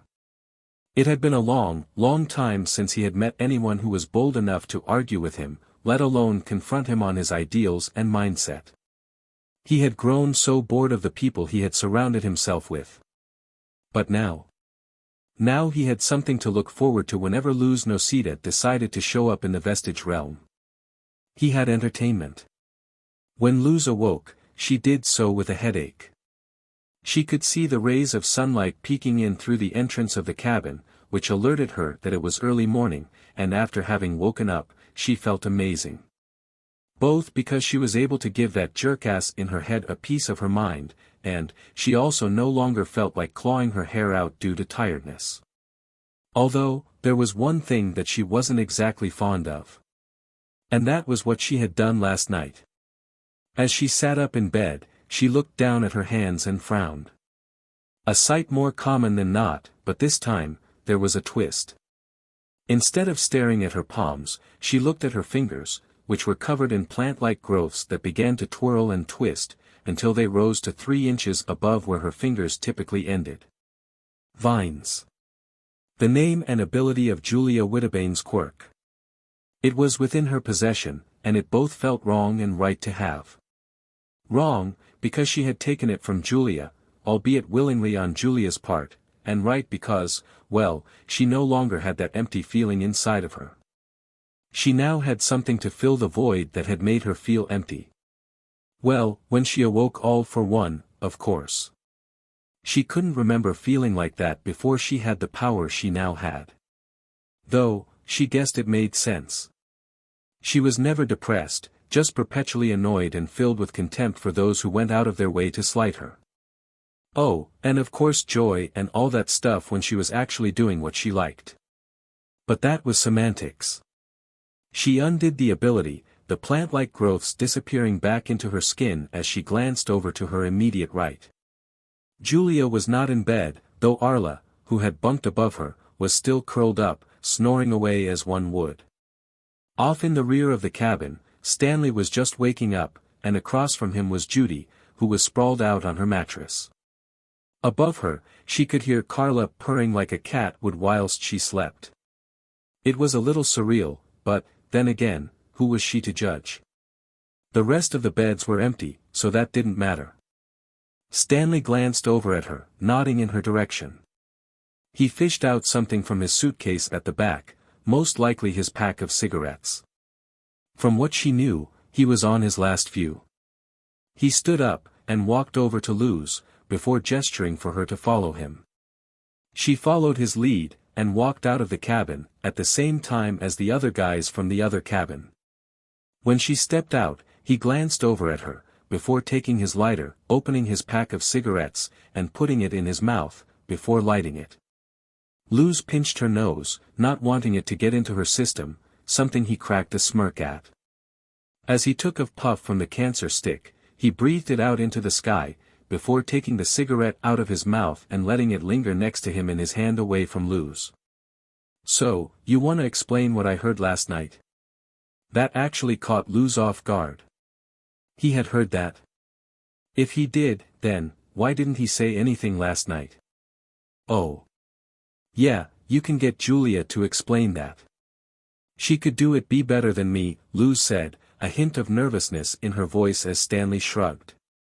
As long as I get an explanation before we go on that expedition, then so be it, Stanley replied as Luz blinked. Right, she had forgotten about that. She had planned with the rest of the scouting group that they, her included, would go explore the forest to see if they could predetermine where the center of the forest was so that they could get the cache of goods before anyone else. Of course, that was before they found out the cache had already been planned to be dropped on the day they were going to head out. So, instead, they scrapped the idea and decided to just go out like everyone else was going to. Or, at least, she thought that anyway. Maybe she was wrong. Maybe everyone else was already dead and they were the only team standing. But, if that was the case, they would have been told that. Assuming Maxwell kept his word, which she highly doubted. Given how shady that guy was, she wouldn't be surprised if this whole thing was a big sham and was just meant to get them all rounded up and bombed by the end of the summer, assuming they didn't kill each other by the time that point came around. Was that a little pessimistic? Maybe, but frankly, this whole situation reeked of lies, cheating, and manipulation. She wouldn't be in the least bit surprised if that was the case. If it wasn't, then she'd genuinely be shocked. And also happy. Because she kind of liked living, that was always a good thing. Luz looked over to the unlit campfire, where Julia sat on the closest log to the cabins. She had been staring at the two, a smile on her face. Morning, Stanley, Luz. How was your two's sleep? Could be better, Stanley quipped, before sitting down on the opposite log across from Julia, whereas Luz sat next to her. Her stomach grumbled, which prompted Julia to hand her a wrapped-up moon pie from her suitcase. She also underhanded tossed one to Stanley, who caught it and ripped it open, sticking a thumbs up at Julia as a way of thanks. And you, Luz? Julia asked as Luz ripped into the plastic wrapping on the chocolate treat, sparing Julia a quick glance, shrugging as she did. Good enough. As she said that, she finally got the wrapping off, and stuffed it into her pants pocket. Taking a large bite out of her sugary breakfast, Luz glanced up at Stanley who, and she wished she was kidding, ate the whole moon pie in a single bite. He didn't even have a strong time chewing it. He just opened his mouth, plopped the moon pie in, closed his mouth, and chewed a handful of times, before he swallowed, as if nothing had even been there at all. And then, immediately afterward, he took a few drags out of his cigarette, before putting it out and grinding it underneath his boot. There is no way I saw you eat that whole moon pie in one go, Julia said, disbelief painted on her face as Stanley smirked. I used to eat competitively. It's how I gained as much muscle as I did. Protein from hot dog competitions. I have no GG reflex, and I'm pretty sure I'm immune to choking when eating something, Stanley said as Julia blinked a few times before shrugging. Luz believed it. Why wouldn't she? It made sense, and besides, competitive eating was considered a sport, and it was very popular in Connecticut. Maybe not in Gravesfield, but in other parts it was.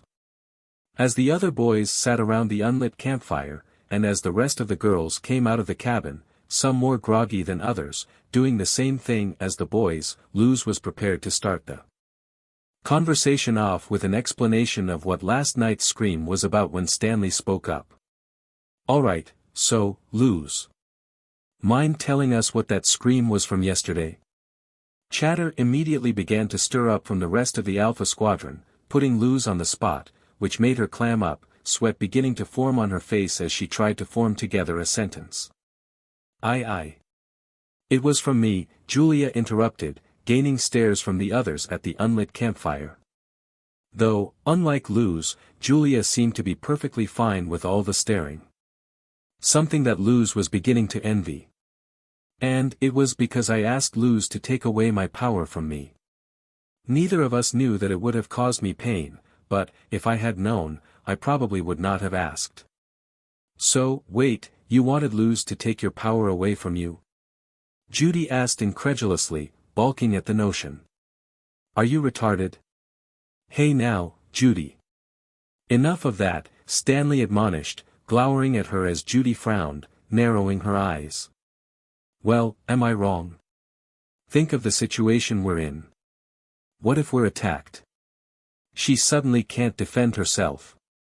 All because of what, exactly? Judy asked, shooting a glare at Julia, who crossed her arms and narrowed her eyes back at Judy. None of your business. What I do with myself is what I do.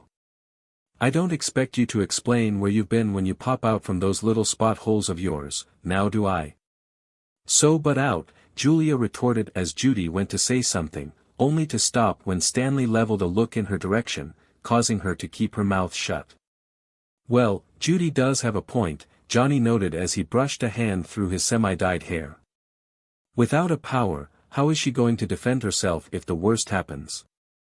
I mean, 3 of our heavy hitters are going out along with our healer, and the last thing we need is a weak link. No offense to you, Julia. None taken, Julia said, before glancing over at Luz, who sighed. She was being put on the spot, but unlike when Stanley did it, she had a chance to calm herself. Everyone was looking at her, waiting for an answer. A reasonable answer. And out of all the stares, Judy's was the worst. There was anger in her eyes and annoyance as well. If I feel like you're going to sabotage us. Luz internally shuddered at the words Judy had told her before. Her threat was very real, but, if she tried something, they would be fine. She had a way to defend herself now, so it wasn't like she was in as much danger as before. And so, with that in mind, she leveled a glare at Judy as she spoke. I took Julia's power because she asked. End of story. She doesn't want it, and it's for personal reasons. If you don't like it, then cry me a river. It was her power, she chose what to do with it. And she chose to give it to me, Luz responded, as Judy full-on scowled at her, anger painted on her face as Luz crossed her arms. Does anyone have a problem with that? Yeah I do.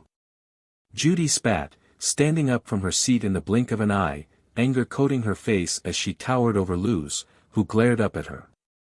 Who do you think you are? What kind of bullshit did you feed her to make her, willingly, fork over her power? That'll get us killed.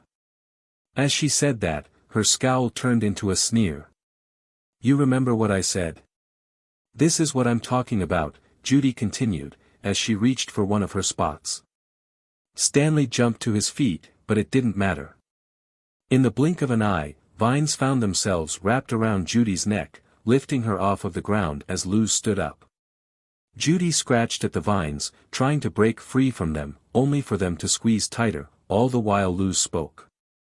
Who do you think you are? As she spoke, her eyes narrowed as sweat built up on Judy's forehead. I'm the leader. Not you. I'm your boss. Not the other way around. The vines surged forward, slamming Judy against the furthest wall away from the unlit campfire, which was the right one. The wall shook, as Judy hissed through her teeth. She kept trying to remove the vines from her neck, but it was to no avail. Everyone simply stared in sheer shock, awe, and horror at the scene going on before them. Judy had a panicked look in her eyes, emotions running through her like a freight train, all the while Luz began to walk toward Judy, who was being crushed up against the wall she was slammed into. As Luz walked over in the direction where she had slammed Judy, whose face was starting to turn a shade of red, tears building up in her eyes, a sneer began to worm its way onto Luz's face. I thought you were joking when you threatened me before because I honestly couldn't believe the audacity that you had when you said that to my face. But, apparently, I was wrong. As she closed the distance between herself and Judy, the vines beginning to coil around the rest of her body like that of a snake, slowly crushing her, Luz's eyes flashed red. So, let's make one thing clear, from here on out. And this applies to everyone, so pay attention, Luz began, her voice gaining an annoyed edge to it. What I say, goes. If I tell you to run, you run. If I tell you to walk, you walk. If I tell you to smash your head against a wall, you do it. And if you have a problem with that, then you can bring it up to me. And if I think it's reasonable, I'll consider it. As she continued, Judy was slammed into the ground, the force of which caused the ground around her to shake, as Luz's vines retracted back into her fingers. Before Judy could get up, her chest heaving up and down as she tried to catch her breath, Luz stomped down on Judy's stomach, forcing whatever air she had regained out of her body, causing her to cough. And when she spoke, it sounded as if two voices were speaking at the same time. Luz's, and someone, or something else's. But if you threaten me, or try to touch me, hurt me, or even attempt to kill me, I will not hesitate to do the same to you in return. Does everyone understand? She was met with silence, but she could tell that there was a clear understanding, given how everyone was staring at her, acknowledgement written in their eyes. As for Judy, she stared up at her in horror. It was obvious she hadn't expected what she had done, but that was the point. Judy nodded, albeit slowly, as Luz stepped off of her, her eyes returning to their normal hue. Good, Luz turned back to everyone else, before pointing to Arla. Heal her, then get something to eat. We're leaving in an hour from now. Stanley, you too. Get something to eat that isn't a moon pie. Judy, when you're healed, do some recon. See if you can find out anything about the other two teams and what their plans are. As she said that, she walked past everyone, Julia flashing her a concerned look, one that Luz met with an unreadable glance. Regardless of that, Julia followed after her, as Luz stopped by the back of the girls' cabin, slumping down against the wall. Julia sat next to her, as Luz curled into a ball, her arms wrapped around her legs, her knees pressing up against her body while she lowered her head. Julia put a comforting hand on her shoulder, worry in her eyes as she spoke. Luz. What was that? I dunno. Luz muttered. I just got really angry. And I was scared. I thought Judy was actually going to. Luz always had an explosive way of defending herself. Well, always was in quotation marks, because she never usually did defend herself. Again, the only time she acted on something was when she carved up Amber, and calling that self-defense wasn't even remotely true. It was more like an attempted assassination that only failed because someone stepped in.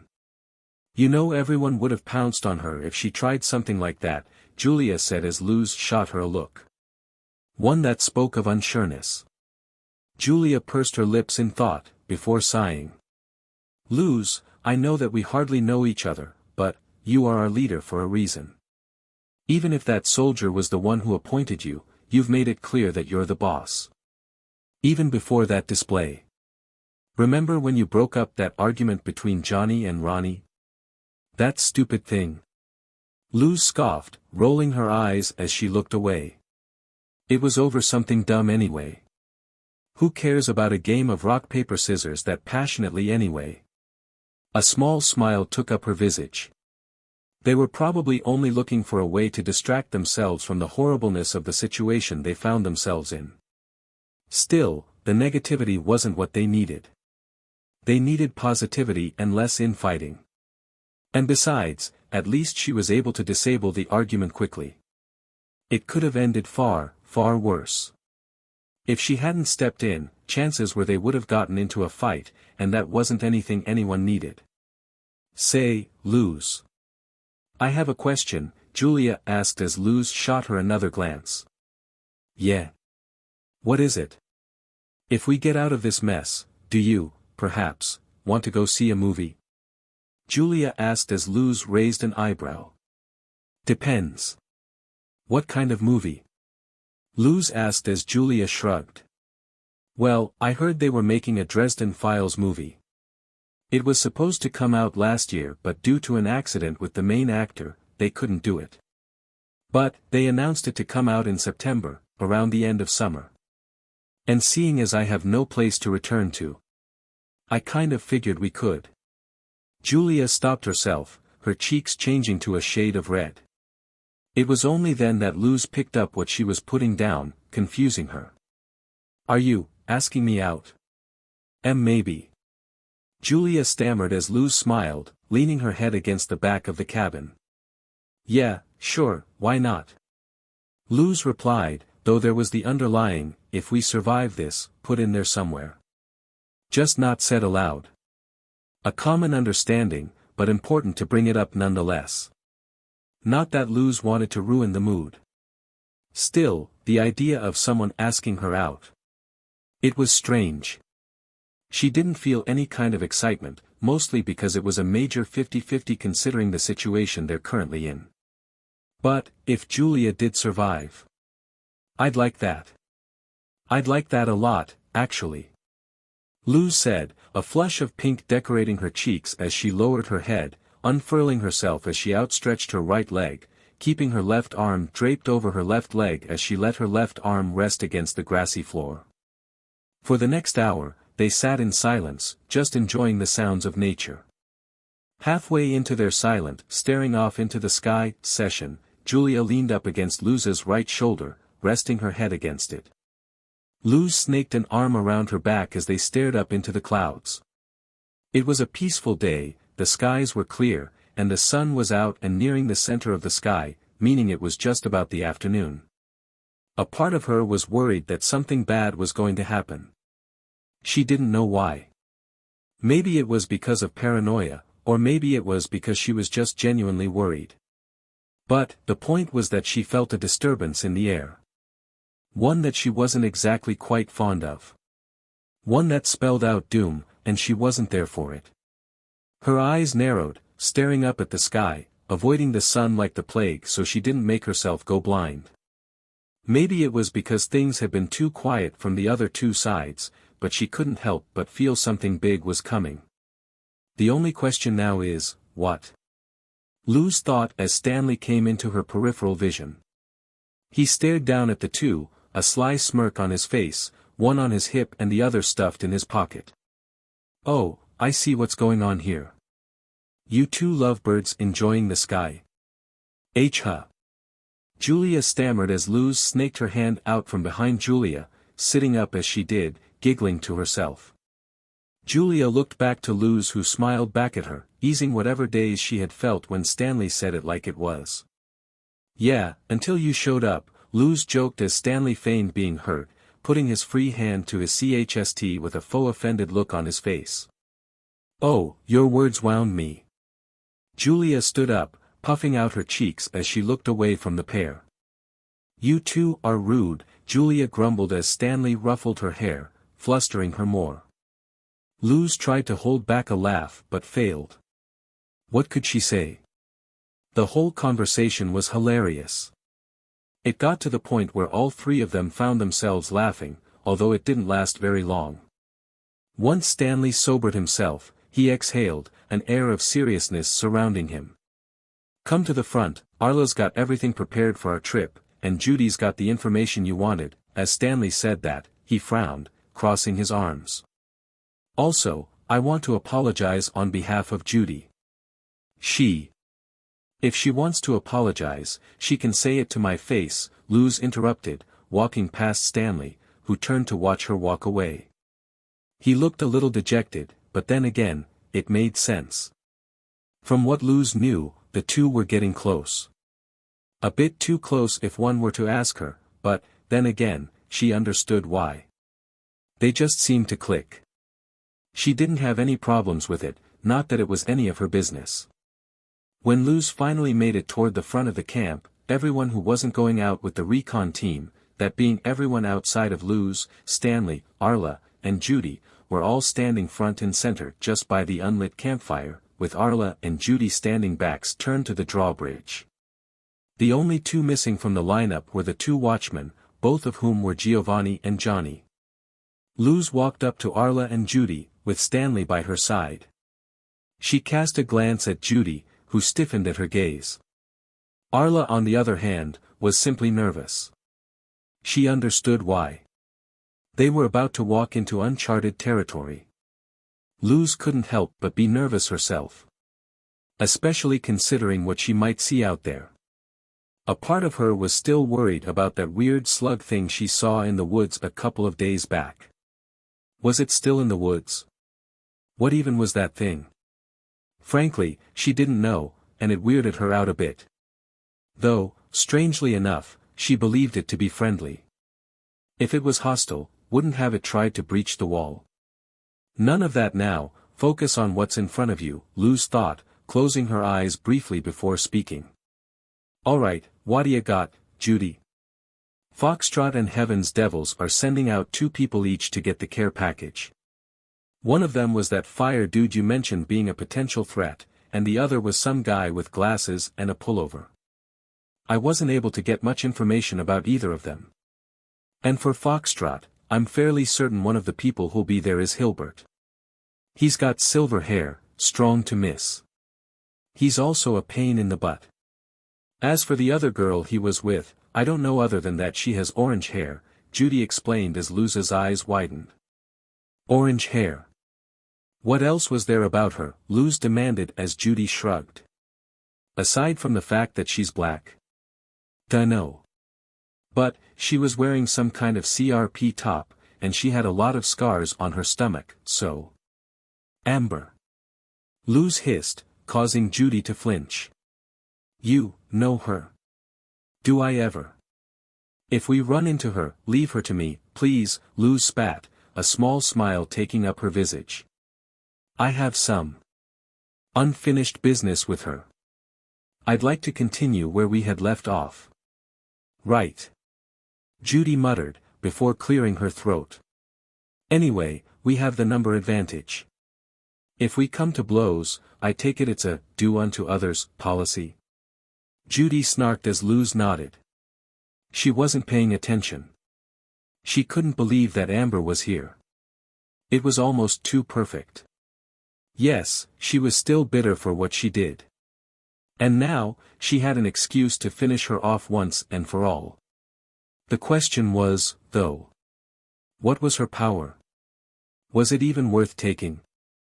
She wouldn't know until she figured it out. Because she planned to kill her.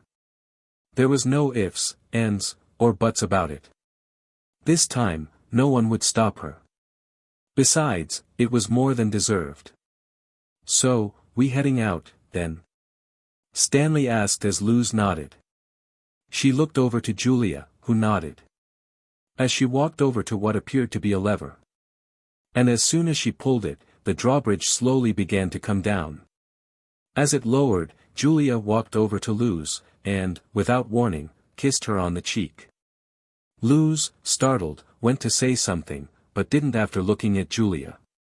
She was happy. A smile was plastered across her face. A full, real smile. It caused Luz to smile, before nodding. She guessed it was official, then. "Be safe," Julia said, as Luz stuck up a thumbs up, before turning to face the now wide-open door to their base. They were met with wilderness, bushes, and trees. This was it. Finally, after 4.5 days, they were finally going to leave the base. With newfound hope fluttering in her chest, and with at least one power at her disposal, Luz, along with the rest of the recon team, stepped out of the Alpha Squadron base, and began their journey to the care package. Maxwell frowned, watching the cameras with an unamused expression on his face. Finally, something was going to happen, but why did it have to take so bloody long? Frankly, it was insulting that he had to wait this long, but, at least they were going to meet. And considering what Cody was offered, there was bound to be at least one death. Although, he had made note of the recent development regarding Luz's power. Well, should he say, powers. She now had a power under her belt. Julia Widowbane's vines. He had to admit, it wasn't what his first choice would have been. He probably would have taken Johnny's vibration control power, but then again, it wasn't as if Luz took the power without having to be begged to do it first. Still, the fact of the matter was that it happened. And now that it did, it opened an interesting possibility. But one that, after he had done some thinking on the issue, he realized was rather stupid. Originally, his idea was to give her a deal to set her free, so long as she stole everyone's power inside the camp, and killed them afterward. That would have worked, had he not remembered that Luz was seemingly the type of person who was not only selfless but the annoying kind of goody-two-shoes that made her the absolute worst kind of goody-two-shoes. The staunch moralist. But, even a staunch moralist had points of contention. Had ways to be broken down and molded into a fitting pawn. But even then, given just how powerful someone like Luz Noceda could become if exposed to the correct environment, it didn't matter what you tried to stop them with. You could nuke the surrounding area, and all that would do would make things worse. Some people, once they get going, simply cannot be stopped. And that was the trouble that Governor Roger J. Maxwell found himself in. He was stuck between a rock and a strong place. He wanted Luz Noceda dead, especially because of her power. But, she could also later prove to be a potent tool. He was at a loss for what to do, and so as he sat there, staring down the monitors, lost in thought at what he needed to do, he felt a buzz in his back pocket. Huh? Who the F? Maxwell muttered, reaching for his cell phone. As he pulled the iPhone 11 out of his back pocket, he stared at the screen, confusion taking over his visage. Tyler. As soon as he said his name, he answered the phone. Mr. Whitbane, what can I do for you? Wipe them out.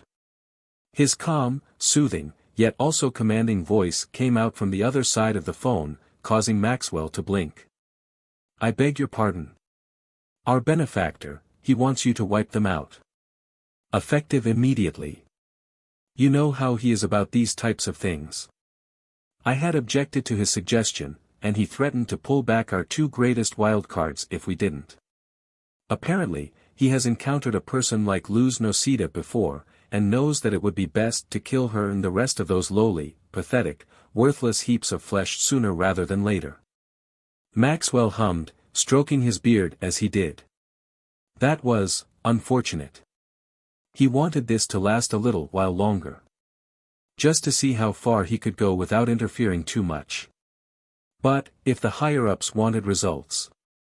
Are you sure you can't convince him to wait a week? If I could, Roger, I would. Unfortunately, he's getting testy.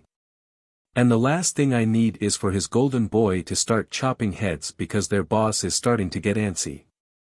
We need his support, otherwise, we can't properly cover this up. You know what will happen if we don't. Fine, alright. And with that, Maxwell hung up the phone. Stupid interdimensional dictator. Interfering with my fun. Maxwell grumbled as he stuffed his phone back into his pocket. His hand hovered over the button that would release the bomb drones, when he stopped, a smirk spreading across his face. Actually, I have a better idea. Maxwell decided to deploy 2 camera drones and led them to Foxtrot's and the Heavens Devil's base of operations. As they flew, he prepared his microphone. If he couldn't continue his fun the way he wanted it, then he could at least cause a little chaos before he decided to drop the bombs. After all, what fun would there be if he didn't? He knew it would take a while for the drones to show up there. He had purposely set them on low speed so that he could call the privates that he still had under his command. As his phone rang, he couldn't help but smile. This was going to go great. He just knew it. After all, it was his idea. And all of his ideas were amazing. Private Holden, what can I do for you, boss? You remember how we're getting sued by those parents? Maxwell asked as Holden scoffed. Yeah, what about it? They're all planning on meeting in Gravesfield at the town hall. I want you and your boys to dress up like thugs and kidnap all of them, and hold them for ransom. A ransom I'll pay only when all of Alpha Squadron's been wiped out. Then, all of Wittabane's assassins can kill them for all I care. The only one you cannot kidnap is that Nosita woman. She didn't sign the paper, so we can't target her. Nor can we target the priest. Alright? We'll let Tyler deal with him. You got it, boss. Should only take us a day or 2 to get there. Does that sound good to you? They just have to believe it, and kids are gullible. Just make sure it's done, capiche? Maxwell said as Holden grunted in the affirmative, cueing Maxwell to hang up. Once he did, he looked back over to the screen and watched as the drones began to fly in close to the bases surrounding airspace.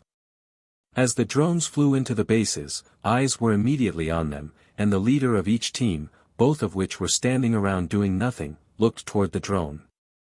Both had sneers on their faces, and both seemingly were more annoyed to see it than grateful.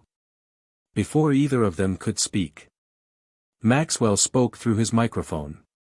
Hello, brats. I hope you're all hearing this because this is important. If you at all value your parents and or loved ones' lives, then listen up, because I have a job for you. The sun shone down on the group of 4, beating down on them with 45 degrees of pure UV rays. Sweat trickled down everyone's foreheads, sweat stains evident on their clothing. Although out of everyone there, Judy seemed to have it the worst, what with the cloak and long-sleeved shirt underneath not doing her any good. Ugh, how long are we going to be out here?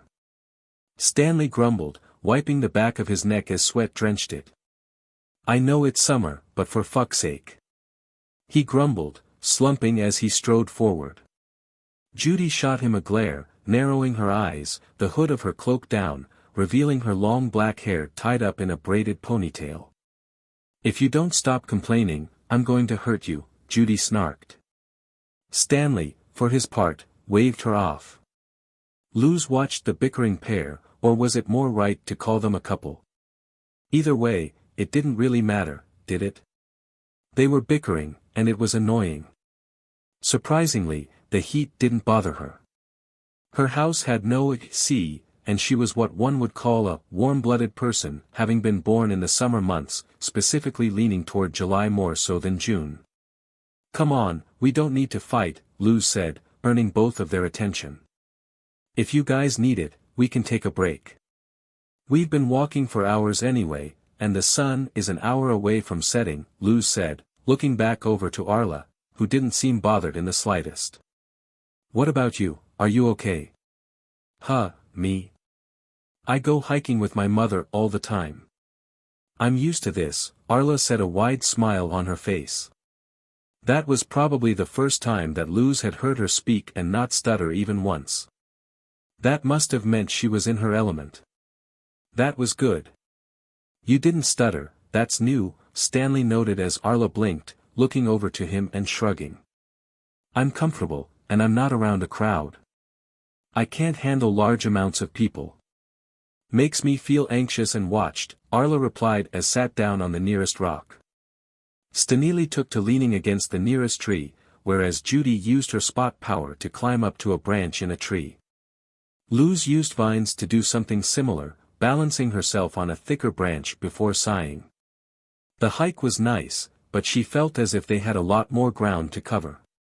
How much more ground, Luz didn't know. All she knew was that it wasn't going to be a quick back and forth. They didn't have a map, which made things even worse. They were just guessing where to go, though, the same could be said for Foxtrot and the Heavens Devils group. So, at least there was that. And considering they were out for a similar amount of time, there was no way they could have covered more ground than them. Though, she could have guessed that they had more mobile-related powers. So, maybe she was wrong. Maybe they were closer. For all she knew, this could have been worthless, and one of the teams already claimed the care package. Yo, boss.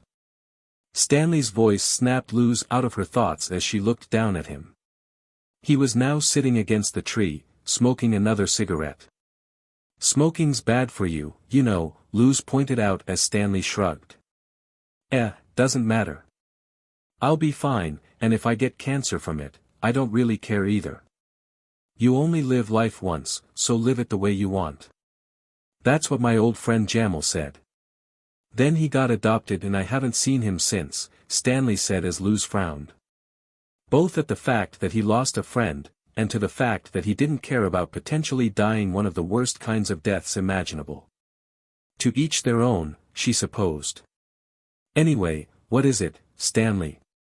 Luz asked as Stanley finished taking another drag out of his cigarette, blowing the smoke out from his mouth before tapping the cancer stick, getting rid of the buildup of ash before speaking. So, just a thought, but, wouldn't removing someone's powers have some kind of downside to them? Like, these didn't just appear, did they?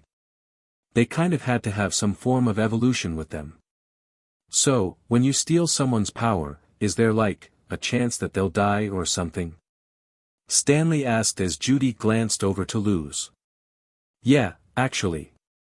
I was wondering that. Considering you did it to one of our teammates. If what Stanley says is true, you could have possibly killed one of our own, Judy said as Luz flinched. They weren't wrong. It was deadly to remove someone's power. But, at the same time, she didn't know it till she spoke with Shigaraki.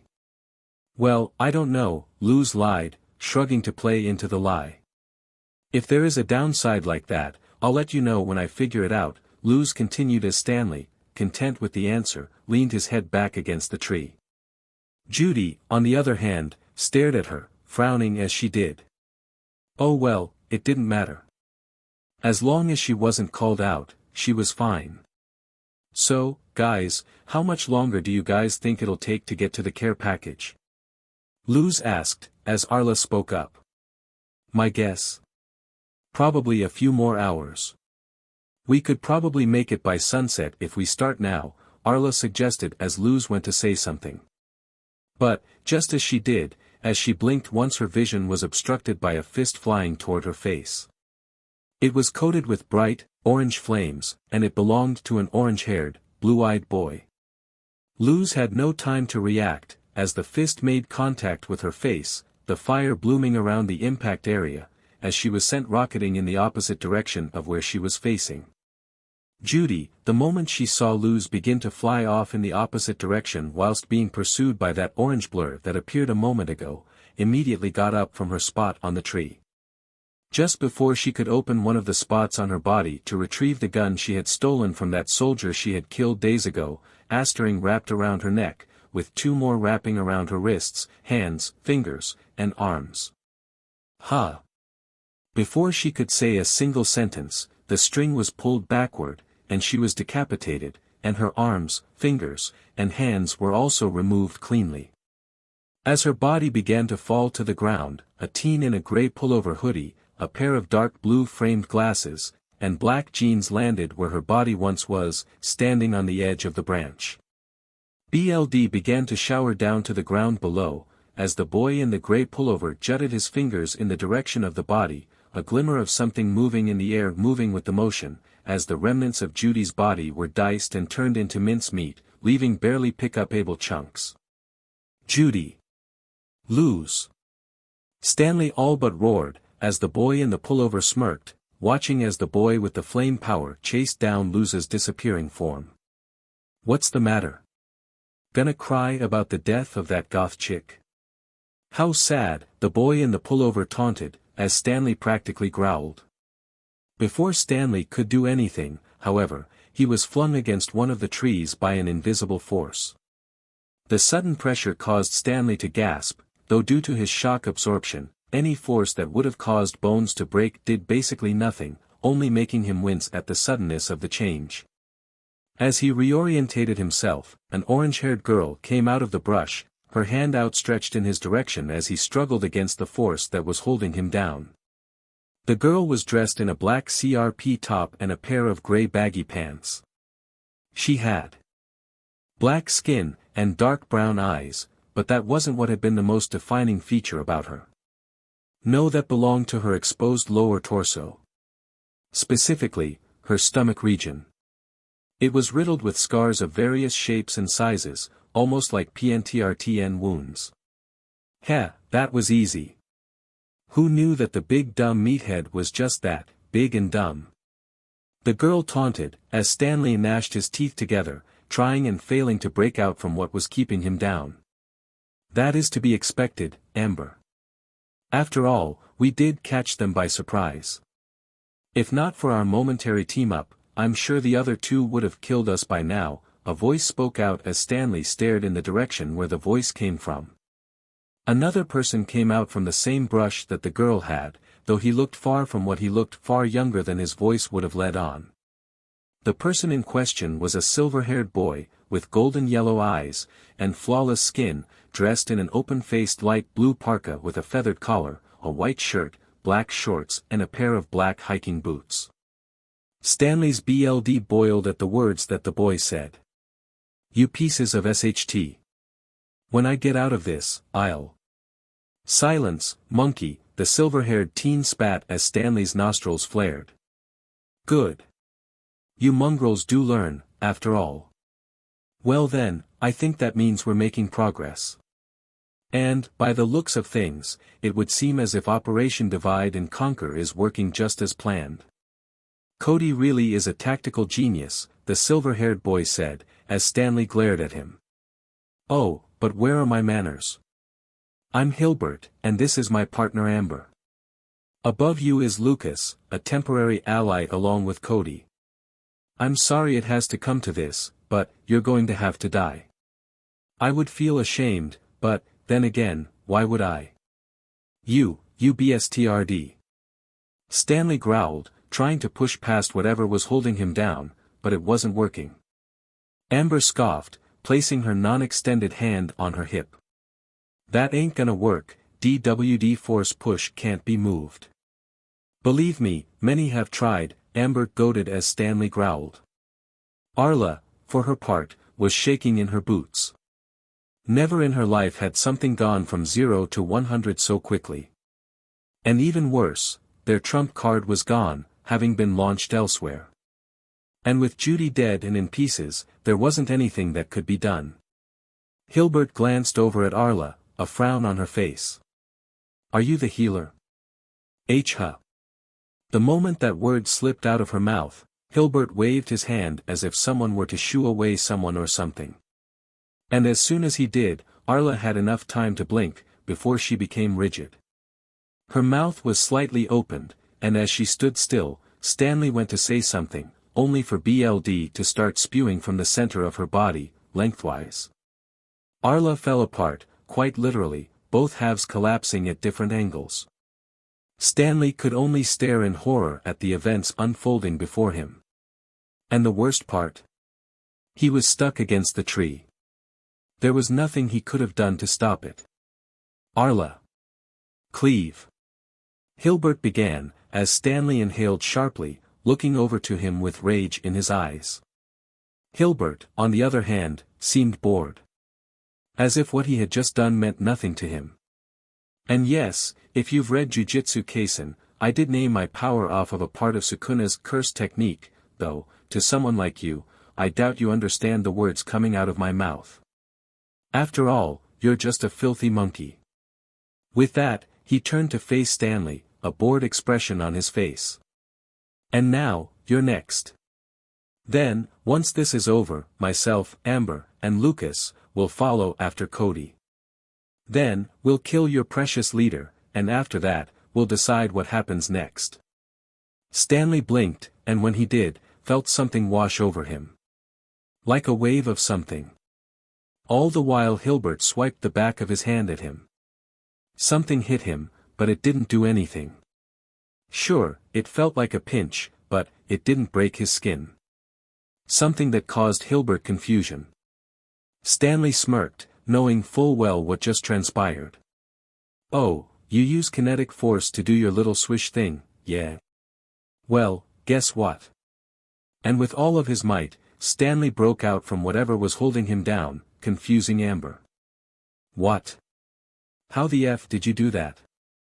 Amber screamed, taking a step back as Stanley crouched down into a fighting stance. Both of his fists covered his face, and as Amber tried to apply her power again, Stanley sidestepped it. How? Because he saw the dent in the air that was made when Amber used her power. You're gonna have to try a little bit harder than that, because that SHT doesn't work on me. Stanley roared, as Hilbert smirked. Maybe this would be interesting after all. Meanwhile, Luz crashed through several trees, using vines to soften the impacts, before she finally stopped after hitting what felt like the fifth tree, watching as several trees fell left to right. BLD trailed from her nose and her busted upper lip, a stinging sensation burning her skin as she fell to the ground, vines stopping her an inch off the ground, allowing her to land softly. When she did, and as the headache caused by being punched square in the face subsided, Luz slowly stood up, groaning in pain as she did. She could barely keep up with what was going on.